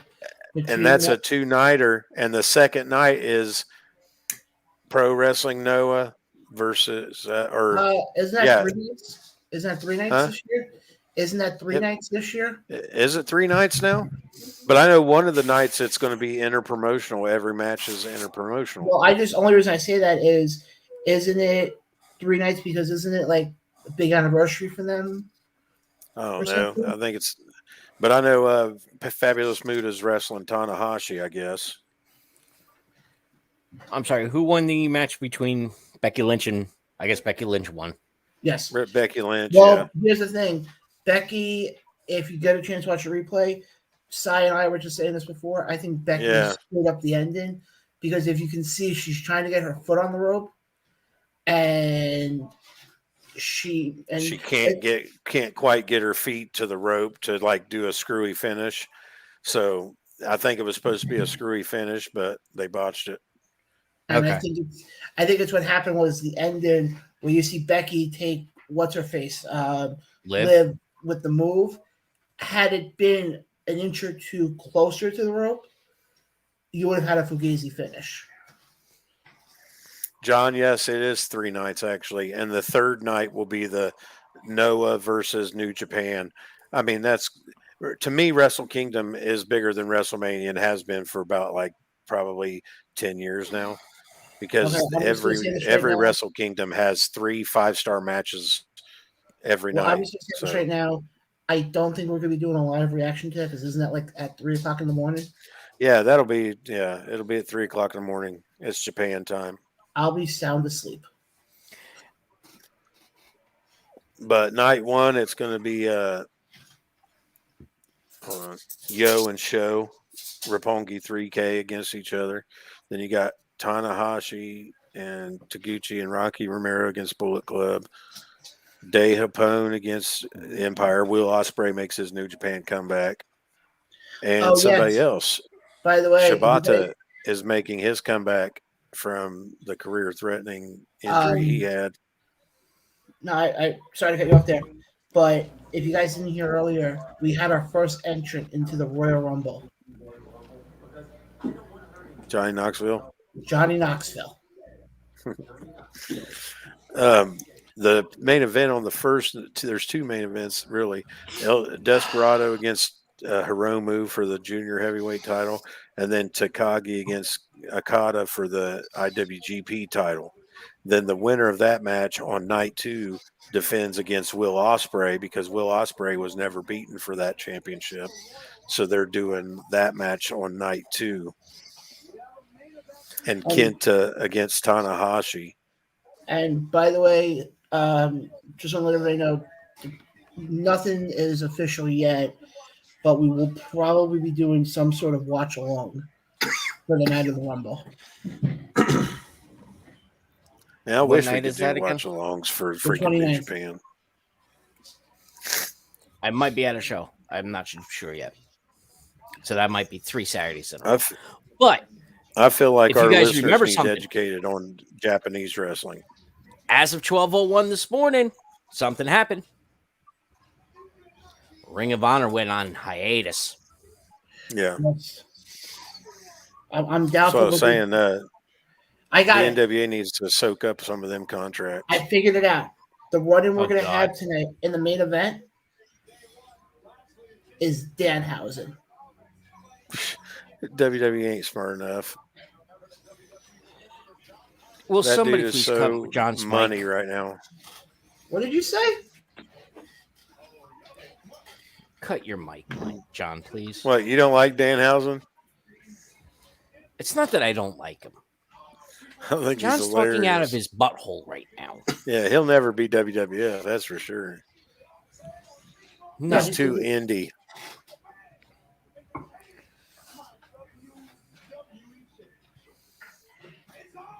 He fits right in AEW though with them guys. Folks, They love him. no offense. You're asking for a link. We cannot show you the matches here. Please remember that. It's in the description of the video on Facebook now. Hey, the funniest part about that is, I mean, they could go dig their own hole and find it if they wanted to somewhere. They just want to be lazy and don't want to find the link themselves. They think we're just going to jeopardize ourselves and be like, "Hey, here you go. Here's how to legally stream it." John, did you say it was in the description? Yeah. Huh. Like people read. People Okay, click I gotta on take a links quick and break go, before the main where event. link? Where link? Where link? Where link? People, there is no link. The link is for us. There never was a link, There's a link to the past. but there's also a link. It was only to go and see the Ocarina of Time.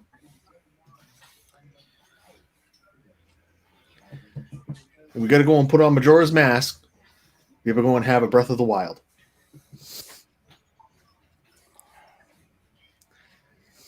And I'll take things that only pop myself and not John or Carl for 1,000, Alex. I'm keeping my mouth shut. I don't know what you're referencing that to. Really? I don't. So, first we find out you've never seen Revenge of the Nerds. Now we find out you have no idea about the Legend of Zelda games. No. You uncultured swine. I have seen Police Academy. Okay, so have I. Which one? The first one. All right, good.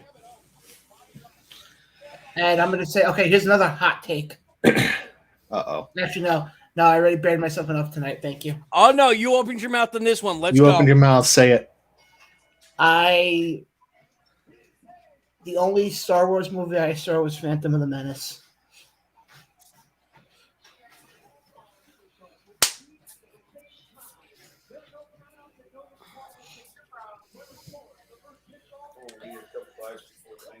Kevin, breathe. Breathe. I'm sorry, I don't have 9 hours of my life to devote to Breathe. a movie about Boba Breathe. Fett and, Jabba the Hutt. Kevin, breathe. Breathe. Okay, now let it out. Go ahead, go bully on him. You stuck up, half-witted, scruffy-looking nerf herder. Did you ever figure out why he still says we have a president? I have one with the force, and the force is with me. I have one with the force, and the force is with me. I have one with the force, and the force is with me. Do not force choke him through the goddamn fucking screen. Go ahead, Kevin. If we can import like our Adam skin, they should. That'd be one way for them to. Side, mute yourself. There we go. Go ahead, Kevin. Let it out. Nope. Let it out. I'm calm. Is Release it the safe forces. is it safe to say I'm becoming Dave LaGreca? You're worse than LaGreca. Is that a good thing or a bad thing? Carl, I got a bad feeling about this. Okay, I'll be honest. Kevin, No, hold on. I'm gonna save myself here. I'm just not a fan of Star Wars.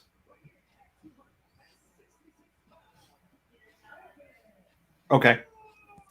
That actually does make it a little bit easier because I'm very much like, look, if you're not a fan of the movies, that's fine. If you've watched them and you're just they're just really not for me, cool, no problem. Like I'll be dated honest. a girl who I tried to get her to watch Doctor Who with me, and she was just like, I'm just not feeling it. Okay, not a problem. Okay, I'll throw you another one. I'm not a fan of Harry Potter.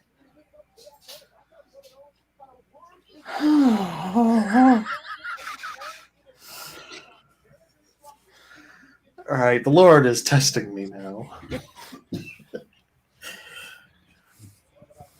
Next thing you know, he's gonna say, "Yeah, Lord of the Rings, that was the shits." Oh, motherfucker! That one, I will be honest, I have never seen the Lord of the Rings movie. All right, yeah, I'm not gonna go and tell you to go and watch Lord of the Rings to get back to me, because if you want to talk about devoting 9 hours of your life, which sorry, John, you're wrong about Star Wars. It's actually like 21 hours. Oh, okay. Lord of the Hold on. And that's if you Oh, only hey, count the hey. movies. If you count the TV shows, then we're talking 66 hours. And I'm not kidding about that number. Do you divide the 66 and also you start doing cider math? No, like it is legit 66 hours worth of Star Wars content if you include all 9 Skywalker Saga movies, the 2 Star Wars Stories movies, Rogue One and Solo, all the Clone Wars animated seasons, all the Rebels animated seasons, and if you also go and include the Resistance show, there's 66 hours, which is also the number of the order that brought about the beginning of the Galactic Empire.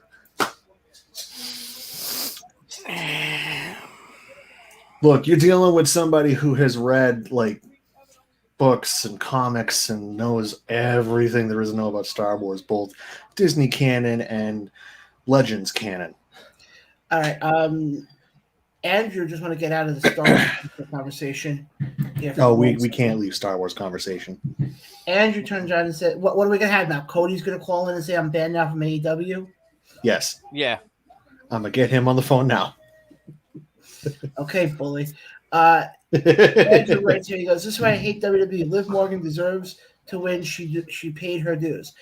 I don't think it's more of her paying her dues, Andrew. I just think it's they're trying to build it up for have a more emotional moment. Oh, yeah.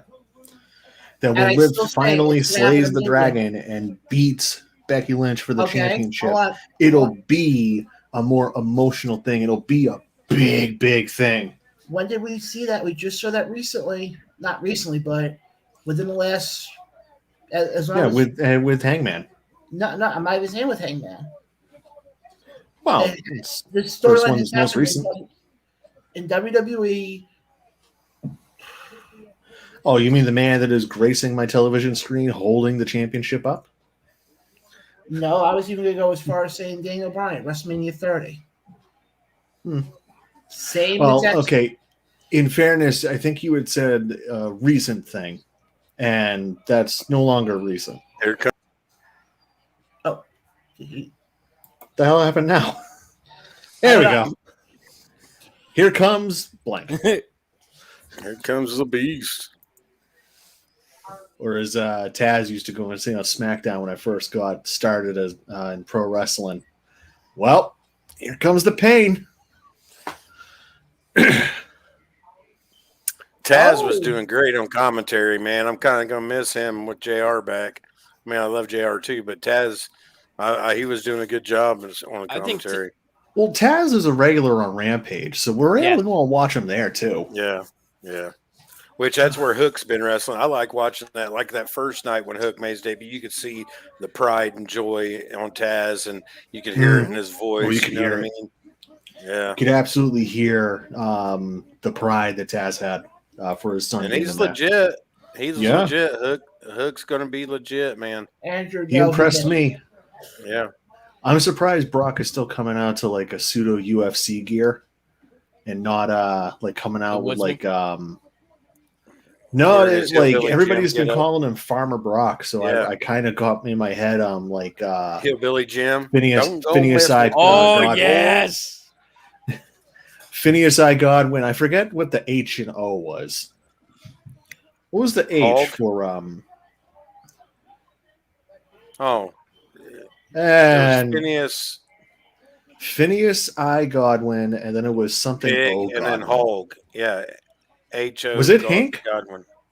It was Hulk and Pig, yeah. Ooh, he took that high and tight. Ooh, there we are. Big men bumping meat. Big E got his wish. Damn. Big E rocked him. And we missed it. Damn. Whoa! Iowa Buckeye coming after the Minnesota Gopher. He's definitely, man. Okay, but here's the thing also just dawned on me now that Man, between Big E, Lashley, and Brock, holy shit, those are three big dudes. It's a lot of man meat. Yeah. Oh, shit. Lashley's I would getting know ready about to that. spear Brock. Oh! Kev, that's what John's been waiting for. Sorry, John. Carl, Too easy, and I had to. Oh, this is what we've been waiting for.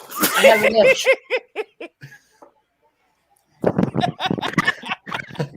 I'm sorry. I'm a second behind on the show. Unintentionally. Children. Yes, Daddy.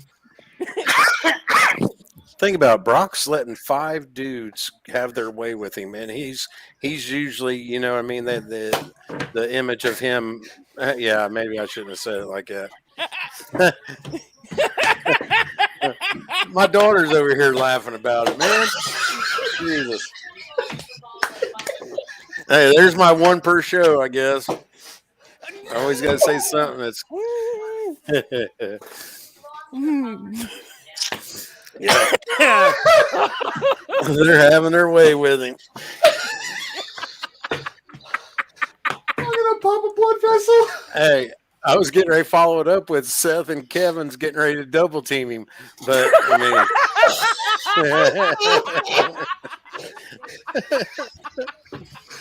oh shit! Ooh, they did too. Damn. Oh, shit. Damn.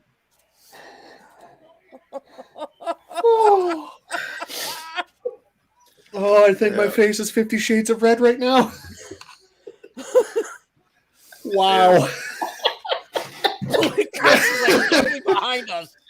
That clip needs to be posted. Costa, Clip I it. feel bad for you, dude. Calvin, Nick, when you guys go to edit This this, is like can you clip one- that one? 1 week on Well- what was it? It was Dynamite or Rampage, one of them, and Matt Hardy said something about one of private. They're getting ready to go pound Jungle Boy's ass, and this was live on TV. And I don't know if I was the only one that got it or what, but that was. I caught it hilarious. when he said that. I'm like, oh, whoa, okay. Breathe. Breathe. Speaking of Matt Hardy, see, I I forget thought if you it was was gonna him say, or speaking of Rebby. pounding ass. No, jeez.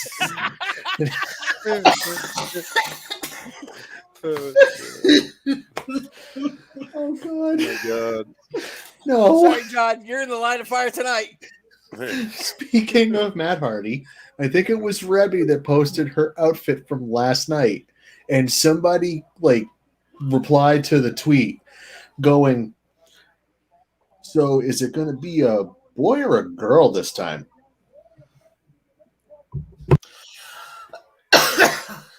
What, is she not pregnant? Well, actually, it's funny. You brought up Matt Hardy. He's, I think, started his own podcast next week, I think, Yes. with John Alba. Okay. Guys, if I'm just going to say this right now. If you're new to the show, first of all, thank you for watching tonight. But yes, this is the type of humor we get into. The smallest things. The Oh, jeez. We gotta stop. We gotta stop. We gotta stop. Yeah. My laugh woke up the house. It's being painted that Brock's not even going to factor into this match. Every time he gets up, they put him back down. That's just going to make him winning this championship mean much more. That could be the way they're going. That's how they always pull it. Folks, I'm just gonna say this right now. Pop-up power bomb. We may be old, of the older age on the show. You're the youngest one here, so shush with that. But we all have the mindset of a 12-year-old. No, only we might be seniors, but our humor is sophomoric. Yes. Oh, my feed stopped. Oh God! I was going to say, Peacock, don't start your shit. No, we're still. But see, the bad part about it is, I wouldn't know who to blame it on, Peacock or Spectrum, because they're both ass. I would know that. Their internet goes out all the time. What did he say? Oh Jesus! Oh shit! Uh-oh. So was that like a frog splash, or did Kevin do his top rope senton? The senton. I think it was. Yeah, that was a senton there. He did the frog splash on the outside on Brock though. Hit it. It was yeah. Ooh, nice. I do think Seth would do well in Japan. His style does fit the Japanese style pretty good. He mixes in good stiff moves with acrobatic moves, like parkour style. You know, Andrew, that's actually a good question. I think they would hold off. Brock's back, and he's kicking everybody's ass. But I think they'll hold off here and we give go. him the belt tonight. F5 Kevin Owens. Oh, Okay. Bobby Lashley hitting with the spear. Holy shit. Brock. You knew Brock wasn't going to eat that pin. But damn, Lashley hit him with a good spear, though. That was a hell of a spear. And Kyle, I think I'm with you on Andrew's question. I don't think Brock wins the belt tonight. No. But I'll tell you this right now. If Big E retains... Oh, shit. Is he going to get Brock in the full Nelson? Here's my thing. If Big E retains, he can He's definitely got it locked. he could definitely turn around and say, well, I've had to go through the top of the top. Look. Brock's going to his... Nope. He's starting to go to his knees. No. Brock's going to break it. Nobody's broke it, but nope. Hey, Brock didn't break it, but Brock didn't submit either. He's the first one that I can think of that hasn't. Oh, shit. Big E's going to hit the big ending on both of them. Nope. Brock, F5 on Big E. F5 on Big E. And Brock's covering him. Holy shit. Brock wins. Brock fucking wins. seriously? Brock fucking wins. Yes. What? Are you guys still behind? I paused that shit. And you guys, shit. Sorry, guys. Fuck. Oh. Well. He beat Wow. Big E with an F5 clean. No bullshit shenanigans. Okay. So they actually did something right for once with a clean finish. Hey, Big E okay. fucked up though. Big Hold E on. could have Hold pinned Bobby Lashley after the big ending, but instead he picked Brock up off the canvas to give him a big ending, and that's what cost him. But if he would have just went for the pinfall on Bobby Lashley, he would have retained his belt. Hold on. 2 reasons why I think WWE did this. A, ratings. Lesnar brings in ratings. Yep. B, how fast do you think people are going to start comparing the way Big E dropped the title to Brock to when Kofi dropped the title to Brock at the start of SmackDown on Raw? That's a non-start. Any fan who goes and does that, they're not a fan of pro wrestling. Nope. Because that's not a comparison. And that was because SmackDown was being put on Fox, and they wanted to go and show that just like with all the other sports that happen on Fox, anything can happen. Yes. Okay, so now That's why it was what? But 25? I'm now What, a very week? interested to see if maybe at Royal Rumble we get what should be a WrestleMania match, Lashley Lesnar. Okay, but That's what I was just thinking, because think the way about it. Lashley was looking up in the ring, I mean,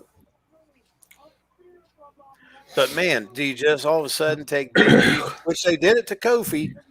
Do you take him back out of the main event scene all of a sudden after just losing his title in a 5-way match where he, he didn't even have, he actually ate the pin though, so he did lose the match. He can't use that excuse where I didn't get pinned and I didn't get submitted. He was the one that, so that right there could be part of it too. But the here's fact the that thing he about can't Big use E. that excuse. He will take the blame. It was my fault. Yeah. Yeah. Well, here's my other thing. Here's my other thing. Does this push Big E to turn heel? They gave us the freaking the shock and surprise we usually don't get. I'll say that. This is the most pleased I've been at the end of a WWE pay-per-view in a while because of the shock factor. I didn't expect them to let Brock get the title because of the feud with Roman. This right here switches everything. So the excitement from that right there, because now could it be champion versus champion building to WrestleMania? Does Brock lose the Raw title and then go back over to SmackDown to challenge Roman? There's so many different scenarios that can come out of them giving Brock this title. That's what makes it fun. Here's my thing. They just took away one belt. Well, they're about to with the Cruiserweight and NXT North American. Yeah, they unified that. Yeah. Honestly, so they're still calling it a cruiserweight championship. Okay, what if hypothetically at WrestleMania you get both belts on the line together? Yeah, and have somebody has a unified champion again. Champion. Yeah, part of the reason, part of the thinking behind how they've been releasing a lot of wrestlers is that there's backstage talk that the brand split hasn't worked, because it never really has, as far as worked out the way they wanted it to, where they wanted 2 equal shows. There's always been one that's been better than the other one. Yeah, I was about to say SmackDown. That's the one that's better than Monday Night Raw. Yeah, for years SmackDown was better than Raw. The SmackDown 5 with Eddie, Cena, and Batista. The SmackDown, they had the SmackDown 6, which was SmackDown 6, Kurt, Ray, Benoit, Edge, Eddie. Oh, why am I drawing a blank on the 6th one? No, not Christian. Shit, it'll come to me eventually. But you had the SmackDown Undertaker. 6. Undertaker. Yeah. Thank you. So you had that Raw at the time, when the original brand split started, it worked because both shows were excellent. But then eventually SmackDown became the more popular show, and then Raw became the more popular show, and then it just kept switching back and forth of which was the better show of the two. One got more views, and then the other one would stop. Yeah. So I kind of think I think the brand split as we know it is probably going to cease to exist at some point in 2022. If I want to, that's what I think. Make a prediction. It's not bold. Plus, it makes both networks happy. If you're going to continue having 2 different shows, on air, then because Fox has bitched about some talent that Raw has had, and USA has bitched about some of the talent that SmackDown has. They've wanted the access to those same stars. That's why they had the idea of the open door policy to where they could shuffle some shit. But Chris Jericho. It wasn't The Undertaker, it was Chris Jericho. No, Jericho was on Raw at the time. Yeah, Undertaker was always on SmackDown. He was hardly ever on Raw. Yeah. But yeah, don't even start that. I wish it would just go back to, both shows having the same stars. You know what I mean? That way you actually can get more interested and invested in storylines, and they'll have chances to breathe. Whereas now it's like Crash TV all over again, where everything's got to be quick. Nothing has a chance to breathe and develop. That's why one reason why AEW does have better as far as their content. their let production everything value, they can still breathe. go, but They do the right thing. have They give you long-term 3-4 months storylines. of a storyline and then the payoff. Yeah, and then if you watch the Being the Elite on YouTube, you got even more story development on that with the backstage vlogs and stuff Yeah. like that. Yeah. I just Ray, thought of that. I just saw your comment. That might Hey, be damn, Ray, nice. a good point. Yeah. All because of WrestleMania. Yeah, I can see that. That maybe going back, I forgot who said Because they it. said that's one thing they want to do is protect the people that they know are going to be involved in WrestleMania. Because those people, they want healthy going in, And and they know that they can be counted on as far as storyline and availability and things like that. And here's my thing. And I got to say this right now because the comments are going to start coming out on Twitter that, WWE is racist because they wouldn't let Big E have a run with the title. I'm sorry.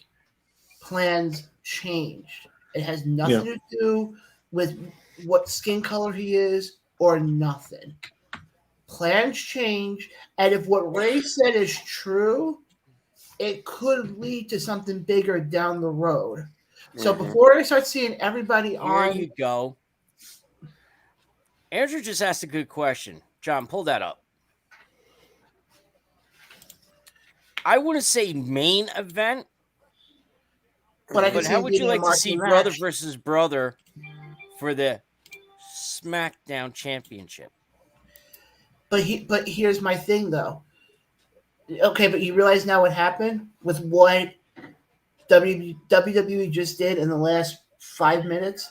All of a sudden now gives us another 20 minutes worth of material. Because now you're at this point now, Brock's currently a WWE champion. What happens now on Monday Night Raw? What happens now with Kevin Owens? What happens now with Bobby? Now does Bobby still get kept in the middle? Does Seth An even bigger question though, is Brock going to show up? How many times are we going to see Brock? Are we going to see him every week? Are we going to see him once a month? Is he, you know what I mean? Because that could be another part of the storyline about like guys can be bitching. How can we be expected to get the title back if he's never here? Big E. How can I get my rematch if Brock's never going to show up? Stuff like that. Here's a bigger question for you, and you all have not said it yet. Who's his advocate? Paul Heyman. How much you want to make a bet? Paul Heyman is still the advocate for Brock Lesnar. And he's the special counsel for Roman Reigns in the back. Storyline, he got fired. Yes. But in the back, behind the curtain, he's still the advocate for him. Or, hold on. Then all of a sudden, they both come out together. Hold on. I'll go even a step further. Paul, he's got both champs. Back in the old days, that would have been great. I don't think that's. But here's another possibility. What happens? Because I know the comment is they want to keep Roman. Eventually, they're going to make Roman to a face with the way his character's going. But you have the perfect way to sit there and say, to make Roman still a heel. You can turn around and say, "Oh, Brock was too afraid to go up against me," despite the fact that everybody knows what happened. And you can say, "Oh, he ran away to Raw to go win that title because that title doesn't mean a lot compared to my title." Yeah, Andrew, I'm in agreement with you. With your comment, I'm in agreement. The only That's way where that can happen, the brother is if versus Seth brother wins the Rumble. If Seth wins the Rumble, because Seth is drafted to Raw, so in order to challenge for Roman's title, he'd have to. Now, the only reason Brock was technically allowed to be able to be in the Raw main event tonight was because he's a free agent and is allowed to appear on Raw or SmackDown, or else it wouldn't have worked. No, Seth Rollins wise, is, you know what I mean? So Seth Rollins is down in SmackDown. He's not up on Raw. No, he's been on Raw since the draft. Him and Kevin Owens was feuding first, and then now they're buddies. Yeah, he's been on Raw for a couple months. I know he was drafted down to SmackDown. No, him and unless Becky he got drafted back up to Raw. Yeah, he's on Raw 100%. because I was shocked at that too when they drafted him over to Raw, because they had started hinting that Seth was going to try to go after Roman's title, but they drafted Seth and Edge both to Raw, and I was like, wow, so I guess that feud gets to continue, Yeah. So, All right, guys. but the big question is, what's going to happen now with Brock? Like, you even got guys lurking in the weeds like Braun Breaker down in NXT. I know he's got that championship title match coming up, but who's to say they don't have him lose that match and then get him to the main roster Here's and my have him prediction. begin to build? You brought up Braun Breaker. My prediction is this. We've seen it before where guys have won the NXT title and show up on the main roster. Go back to Kevin Owens.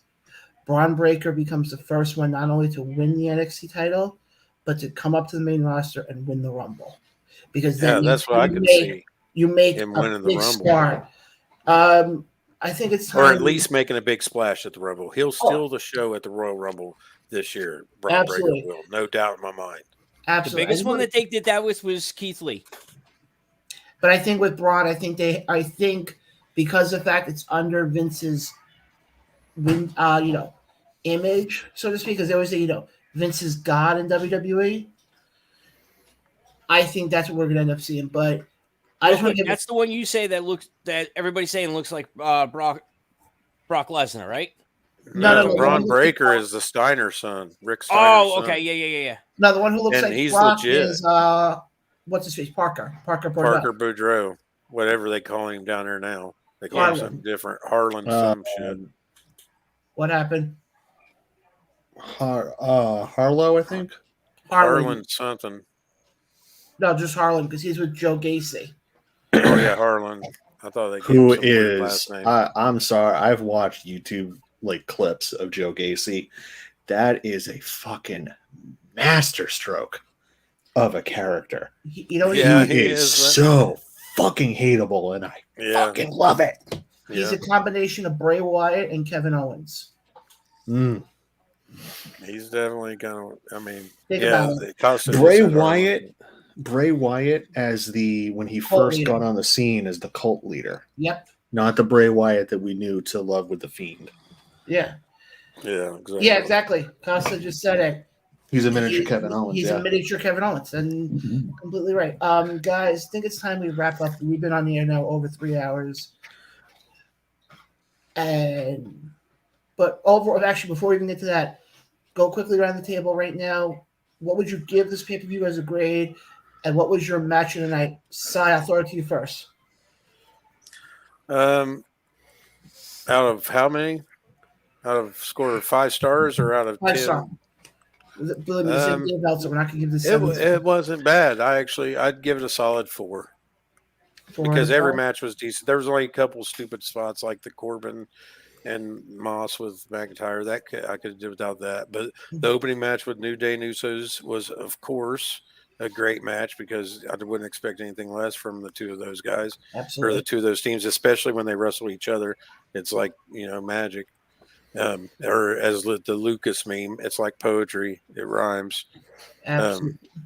And the Liv and Becky match was good, but it did have that botched finish, which kind of, I think the story won't quite progress like it should have because of that botched finish. The tag team match with the RK Bro, I feel like that was actually a letdown too. The Street Profits didn't get to really shine in that match much, and they kind of made it more a spectacle about Migos coming down and them all being together and being in the ring together as like a publicity thing. But the main event I thought was definitely good, and the shock with Brock capped it off. So I'd say a solid, I'll give it a 4. 3.75 or 4. So, Carl, what about you? Be honest with you, I wasn't able to look at the pay-per-view tonight, just listening to what you guys went off of. So I really can't give you a true definite what I would grade it. But I respect you asking me. I appreciate it. But send it up to Kevin and let him give the final report before you, bud. Kevin. Okay, so first things first, from the account at BullyRay5150, seems to be a big fan of pro wrestling. I was looking at his Twitter, He's all over the place. He's got a wrestling school apparently. Seems like a good guy.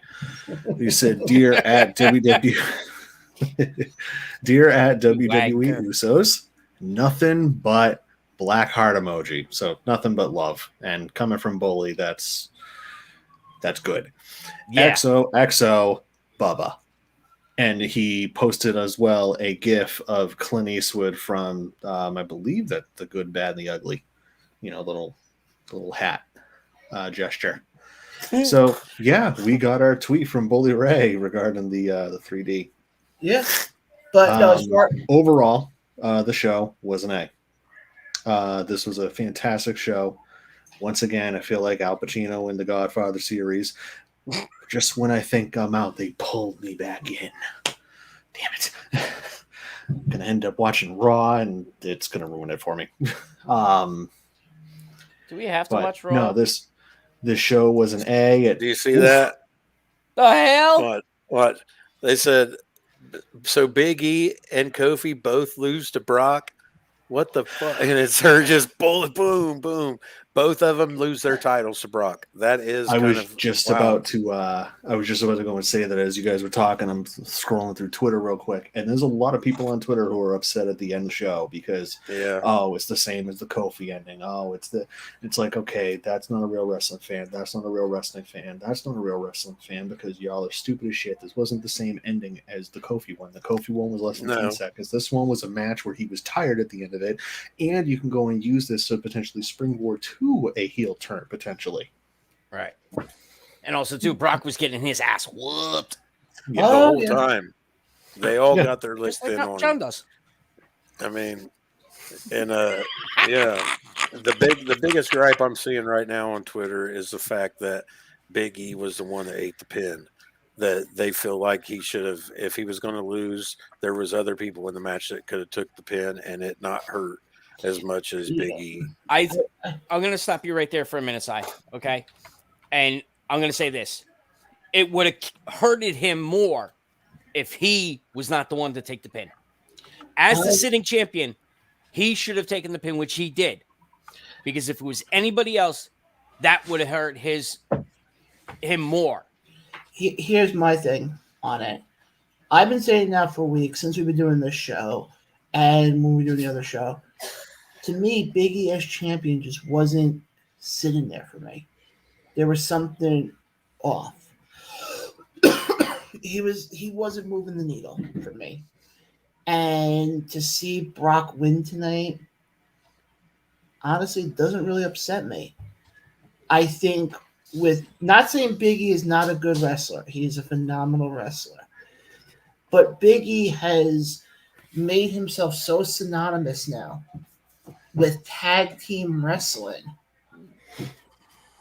that him holding the champion, the WWE championship, to me, it really, and I don't blame him. It's creative. I blame. He wasn't really being booked properly. That's what I feel like. I feel like they didn't give him a feud to light it up. They didn't give him, you know what I mean? It's not like they gave him a feud. It was one of the New Day. Yeah, it's kind of like CM Punk's first time cashing in.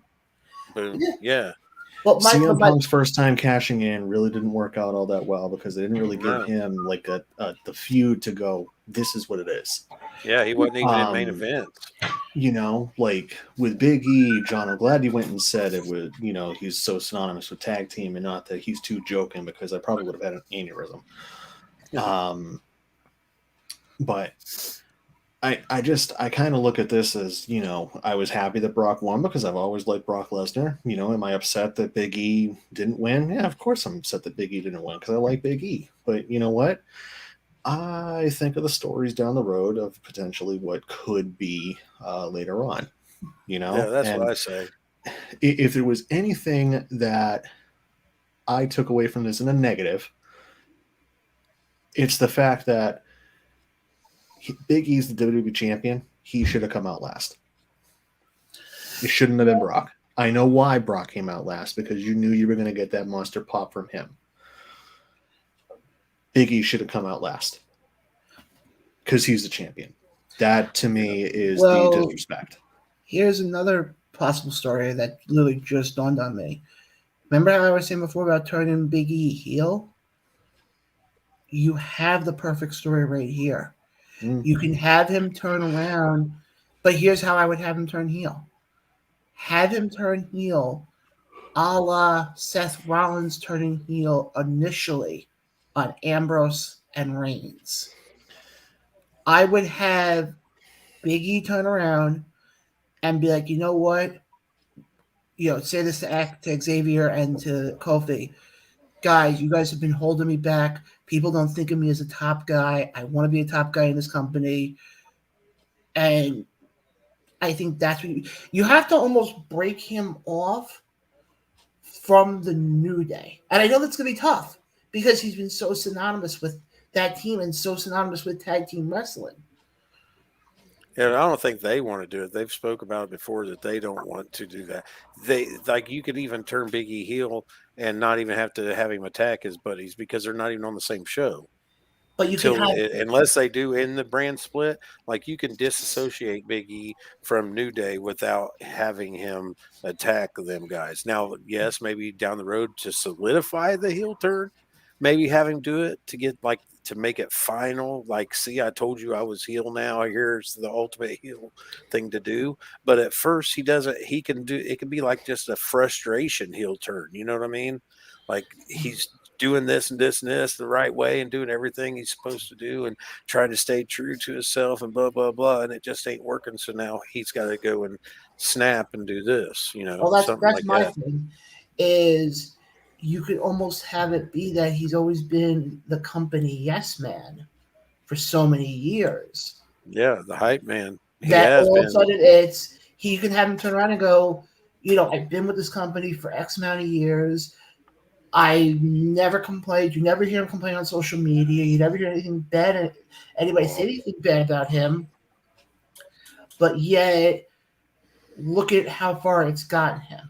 He's become more synonymous in tag team wrestling than he is as a singles guy. Yeah, I think he could have made it if he would have had a feud that he could have really sunk his teeth into, and that would have brought the best out of him, and it being a headline making feud. I think it could have helped solidify his reign, but he didn't have that. You know what I mean? Yeah. He didn't have the feud that legitimized his championship win. To be honest, No, I totally get that. But like somebody should have busted him up, made him bleed over and over again, and really just beat him down for a long, long period of time and beat the shit out of him for long, and then have him redeem himself and win the match. But he didn't have that. Mm-hmm. Let's just give a quick preview of next week, then we'll do final thoughts, and then we'll do a call it a night. Next week, we actually have a very packed show, folks. And I say it's a very big show for us. That's not meant to be a weight joke. Because we not only have one, but we have two phenomenal guests coming on next week. As you heard throughout the show tonight, one of our sponsors is Full Faithful Wrestling, based out of Smithtown, Long Island, New York. One of their wrestlers, starving artist Mike Magnum, you've seen him before in AEW Dark. He will be on with us at 8:30 on the 8th, which is next Saturday. Then at 9:30, Brian R. Solomon will be joining us. Brian R. Solomon is an author who's set to come out with a book in 2022 on the original Sheik. So he will be on at 9:30 to promote that. Plus, we will also be giving you guys updates as far as what's happening on Impact Wrestling, as they're set to have their big pay-per-view of 2022 called Hard to Kill, with the main event of Matt Cardona versus William H. Morrissey versus Moose for the Impact World title.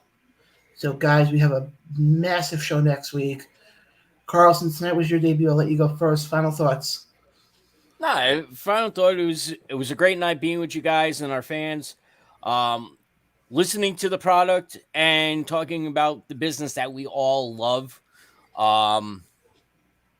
Can't wait until next week.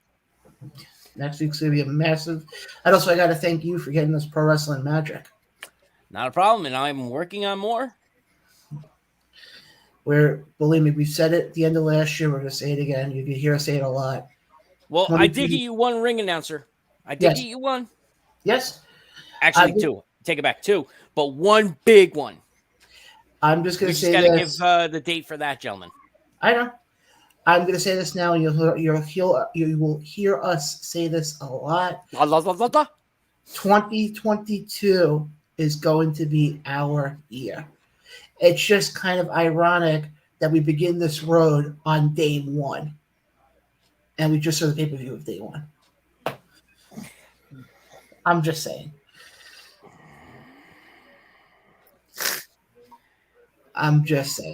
Sai, what about you? Final thoughts? It was a good show. I know there's going to be outrage over it because I can already see it.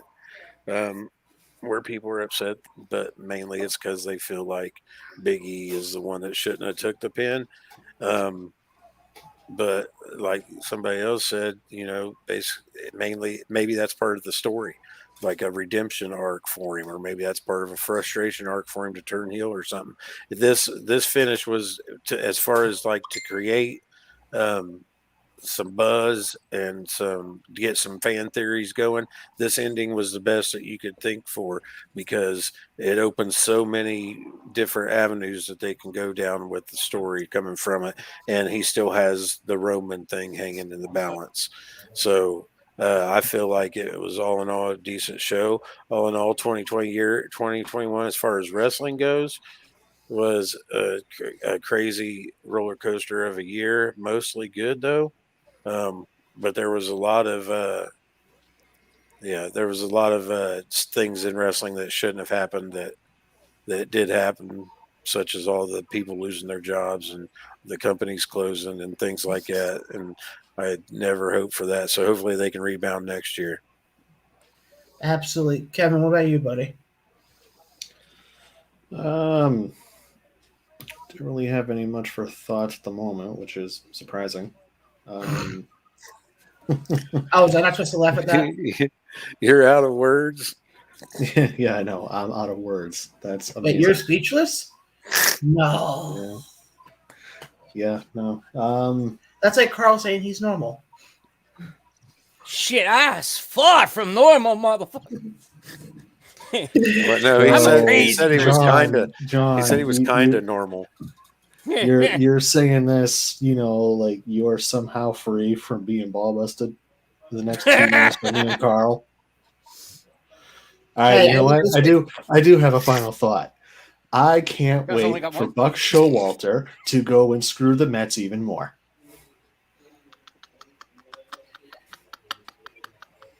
I will expand upon this. I can't wait for Buck Showalter to not only make the Mets be even more of a suckbag franchise in Major League Baseball, I really hope that the Atlanta Braves win again. Okay. You predicted that. Yes. Ding, ding, circle gets a square. You win nothing. I'll throw you this bet right now. I'm going to lay it out. That's what I said. I'm going to lay this out right now. Okay. We'll make the bet right now between my team and your team. Okay, in so baseball. we should. I'll listen to the bet and see what it is, but I'm not really in like a betting on any type of baseball because from reports this week, as 2022 is going to be the year that I am going to get my baseball show going. It's the players are at the negotiating table and the owners have basically said, no, we're going to our yachts instead.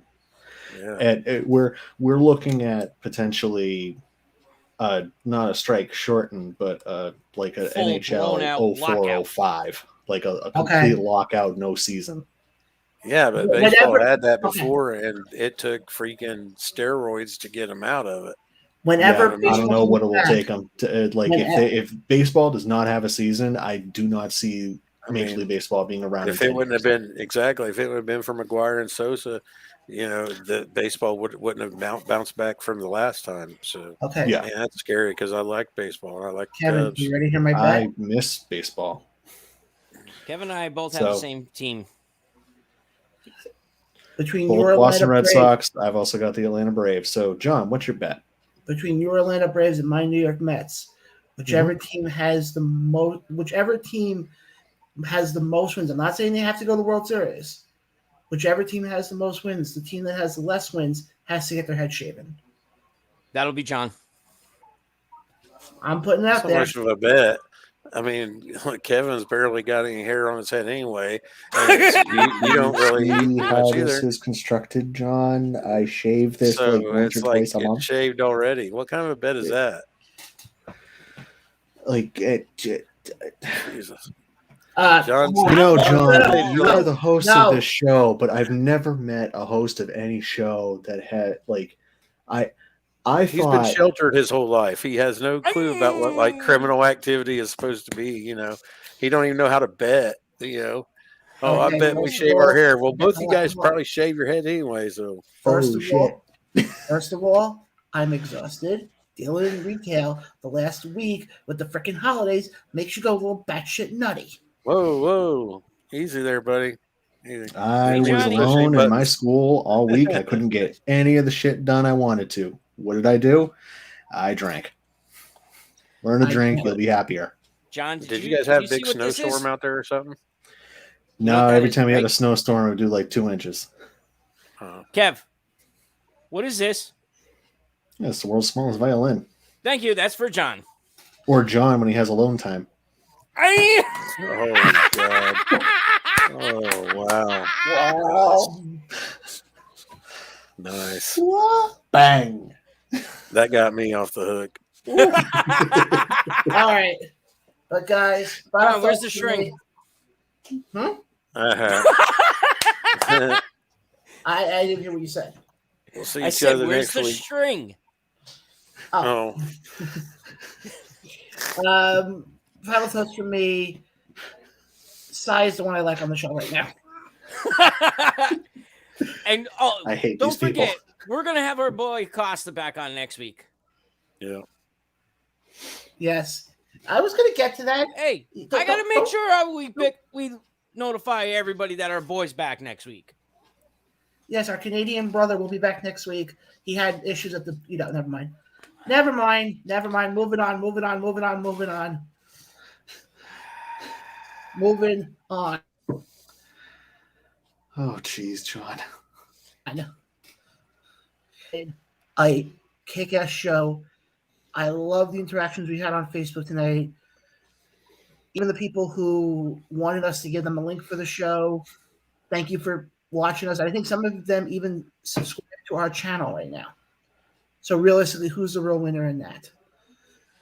Again, next week we will have 2 guests on: Mike Magnum at 8:30, Brian Salmon on at 9:30, and I may have a rather big thing coming up next Friday, possibly to be determined.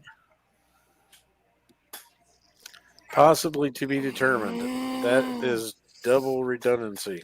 What I meant to say. You sound exactly like the federal government. This government will not tolerate redundancy in this government. Yeah.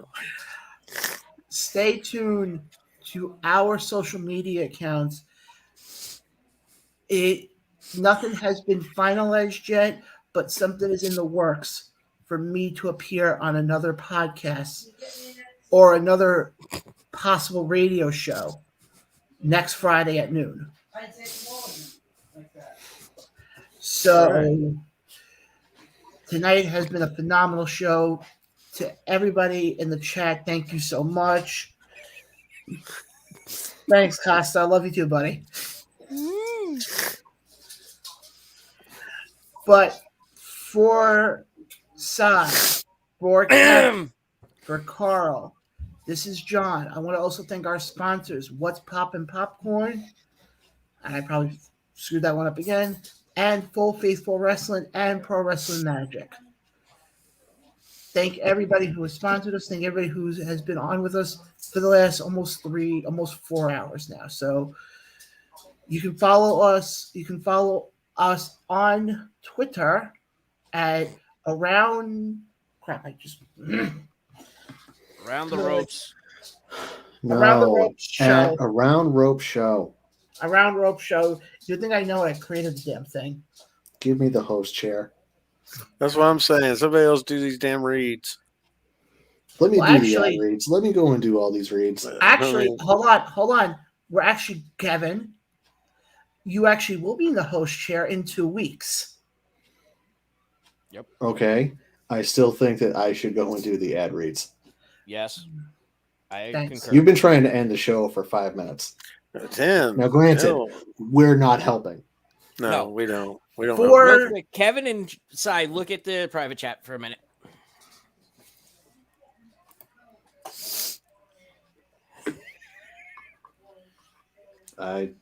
What am I looking at? Look at my look at my In the comment. In the words of Billy Joel, life's a set of hellos and goodbyes. Unfortunately, it's time to say goodbye. We'll catch you guys next week, same time, same channel, as these guys are confused now.